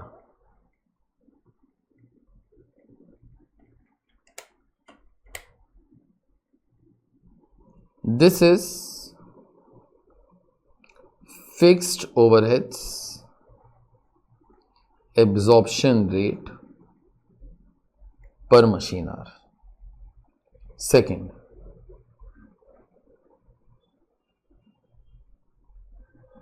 Variable overheads per machine hour. अच्छा बेटा, वेरिएबल ओवरहेड्स के अंदर एक ही कॉस्ट था, पावर। सुन, ये ऑलरेडी ना पर मशीन आवर हो चुका है, ठीक है। तो अभी ना मैं डायरेक्टली पावर कॉस्ट 1 घंटे के लिए निकालता हूं। ये वाला लाइन सब लोग घूर घूर के पढ़ो। Power consumption 10 units per hour, 1 घंटे के अंदर 10 यूनिट्स ऑफ इलेक्ट्रिसिटी कंज्यूम होता है। Rate for power for 100 units is 20। तो एक काम जरा करो, rate for power for 100 units is 20। पहले मैं ये वाला चीज लिखता हूं। तो 100 यूनिट्स ऑफ, एक सेकेंड ना, 100 यूनिट्स ऑफ पावर कंज्यूम करेगा तो बिल कितने का आएगा? 20। अब सब लोग मेरे को जरा बोलना, मेरे को तो 1 घंटे का खर्चा चाहिए क्योंकि ये ऑलरेडी 1 आवर हो चुका है। तो मेरे को जरा बोलो 1 घंटे के अंदर कितना यूनिट्स कंज्यूम होता है? 10 यूनिट्स। तो 1 घंटे के अंदर 10 यूनिट कंज्यूम होएगा तो खर्चा कितने का आ जाएगा? 2 rupees. 7.65 is nothing but CMHR। सुनो बेटा, तेरे को पावर डायरेक्टली पर आवर ही चाहिए ना। 100 यूनिट कंज्यूम करता है तो तेरा 20 रुपए का बिल आता है, ऐसा इधर लिखा हुआ है, ठीक है। और तेरे को पर आवर ही चाहिए ना, तो 1 घंटे के अंदर 10 यूनिट कंज्यूम होते हैं। तो 1 घंटे के अंदर 10 यूनिट कंज्यूम होंगे तो 1 घंटे का पावर कॉस्ट कितने रुपए का? 2 रुपए का ना। चलो सुनो, अभी एग्जाम के अंदर ना तुम लोग ट्राई करना ऐसे मत करो। तो फिर कैसे करो? सुनो मैं क्या बोलता हूं, इस CMHR के अंदर फिक्स्ड कॉस्ट भी आ गया, वेरिएबल कॉस्ट भी आ गया। एग्री करते हो? अगर दोनों आ गया तो फिर मैं बाइफर्केशन भी मैं क्यों करूं? तो एग्जाम्स के अंदर क्या करना, फिक्स्ड कॉस्ट मारो गोली, वेरिएबल ओवरहेड्स को मारो गोली। एक स्टेटमेंट बनाना 1 साल का, जिसके अंदर सारे के सारे 1 साल के खर्चे डाल देना, पावर कॉस्ट भी 1 साल का डाल देना, सब कुछ 1 साल के लिए कंप्यूट कर लो और एंड में 2000 आवर्स से डिवाइड करके तुम लोग को डायरेक्टली 7.65 आ जाना चाहिए। मैं अभी वही वाला काम कर रहा हूं, तो तुम लोग लिखो। और सुनो, सॉल्व कर रहे हैं लेकिन फटाफट सॉल्व कर रहे हैं, ठीक है, क्योंकि ज्यादातर चीजें we all have done only. तो यहां पे लिखो पर्टिकुलर्स, उसके बाद लिखना टोटल जैसे पिछली बार था लिखना, उसके बाद क्या था बेटा? बेसिस, उसके बाद कैलकुलेशन और उसके बाद अमाउंट। सुनो, अभी मैं क्या करने लगा हूं, जो चीजें एज इट इज तुमको कॉपी करनी है ना, वो वाली चीजें मैं बस यहां पे ना शॉर्ट फॉर्म लिख के डायरेक्टली अमाउंट्स ही लिख देगा, ठीक है। एग्जाम के अंदर या तुम लोग वैसे करोगे या ऐसे करोगे। तो यहां पे you all write down depreciation, अभी उसका कैलकुलेशन वगैरह दिखा चुके हैं, यहां पे directly you all can write down that. उसके बाद तुम्हारा जो सेकंड वाला खर्चा था, रेंट एंड रेट 600,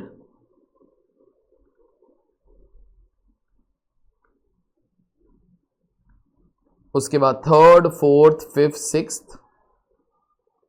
तुम लोग ऊपर से कॉपी करो ना सब कुछ, बस यहां आके वो रुक जाना। 300,960,000,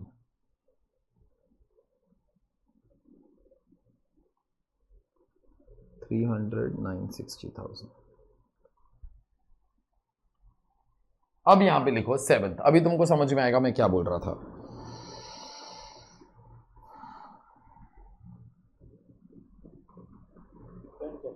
चलो सुनो, अभी क्या करना, मेरे को जरा बोलो ये वाले खर्चे कितने पीरियड के हैं बेटा? 1 ईयर। तो अभी क्या करना, पावर कॉस्ट भी 1 साल के लिए ही लिख देना। लिखो इधर पावर कॉस्ट। अभी देखो, बस 1 साल का पावर कॉस्ट अक्कल से कंप्यूट करना। 1 साल का पावर कॉस्ट, पहले ना इधर रेट लिख रहा हूं, 100 यूनिट्स कंज्यूम करेगा तो बेटा बिल कितने का आएगा? 20 रुपया। पहले वो लिखो। और अब सब लोग मेरे को बोलना कैलसी या ओरली या दिमाग के अंदर कंप्यूट करके मेरे को जरा बोलो, 1 साल के अंदर कितना यूनिट्स ऑफ इलेक्ट्रिसिटी कंज्यूम हो जाएगा? 1 साल के अंदर 20,000, क्योंकि 2000 आवर्स मशीन काम करेगा। और हर घंटे के अंदर कितना यूनिट्स ऑफ इलेक्ट्रिसिटी कंज्यूम हो जाता है? बोलो सब लोग, 10 यूनिट। तो यहां पे लिख लो 20,000 यूनिट्स। तो पावर कॉस्ट कितना, ये टोटल के अंदर पहले लिखना बेटा। 100 यूनिट्स का रेट 20 रुपए, दैट्स ओके, ठीक है। पूरे साल के ना मशीन कितने घंटे काम करेगा? 2000। और हर घंटे तेरा कितना यूनिट्स ऑफ इलेक्ट्रिसिटी लगता है? 10। तो पूरे साल के ना 20,000 यूनिट वो लगेगा ना, मेरे को पूरे साल के लिए चाहिए ना डायरेक्टली सब कुछ। ये वाला अमाउंट बताओ सब लोग। 4,000। अभी ये वाला खर्चा तो इस मशीन का ही है ना, तो यहां पे लिख देना डायरेक्ट, यहां पे लिख देना 4,000। अभी मैं तुमको क्या बोलूं कि कैलसी यूज करो, तो यहां पे अभी लिख देना टोटल ओवरहेड्स। पिछली बार 11,300 था ना, अभी 4,000 और ऐड कर दिया, तो टोटल कितना हो जाएगा 15,300 डिवाइडेड बाय, डायरेक्टली लिख डालने का बेटा, divided by number of machine hours, कितना 2,000। तो ये तुम्हारा आंसर वही आ जाएगा जो पहले था, CMHR। एग्जाम्स के ना ऐसे करना, क्योंकि क्या है, अगर तुमको CMHR ही निकालने का है ना, तो मैं फिक्स्ड और वेरिएबल के ना डिफरेंस भी क्यों सोचूं, सारे के सारे खर्चे फिक्स्ड हो या वेरिएबल हो CMHR के अंदर तो आएंगे ही ना। ठीक है, तो पूरा एक लिस्ट बना दो, जो भी खर्चे हैं फिक्स्ड है या वेरिएबल है, मेरे को क्या करने का है, okay, you total up all the cost directly divide by machine hours, तुम लोग को आंसर मिल जाएगा। ठीक है, इस क्वेश्चन का जो शॉर्ट्स है ना, आई will be reading that the next time, क्योंकि मेरे को नेक्स्ट क्वेश्चन थोड़ा बहुत कुछ ऐसा ही करने का है, तो नेक्स्ट टाइम मैं इस क्वेश्चन के शॉर्ट से ही स्टार्ट करूंगा ताकि इस क्वेश्चन का रिकैप भी हो जाए। ठीक है, with that I and this particular lecture.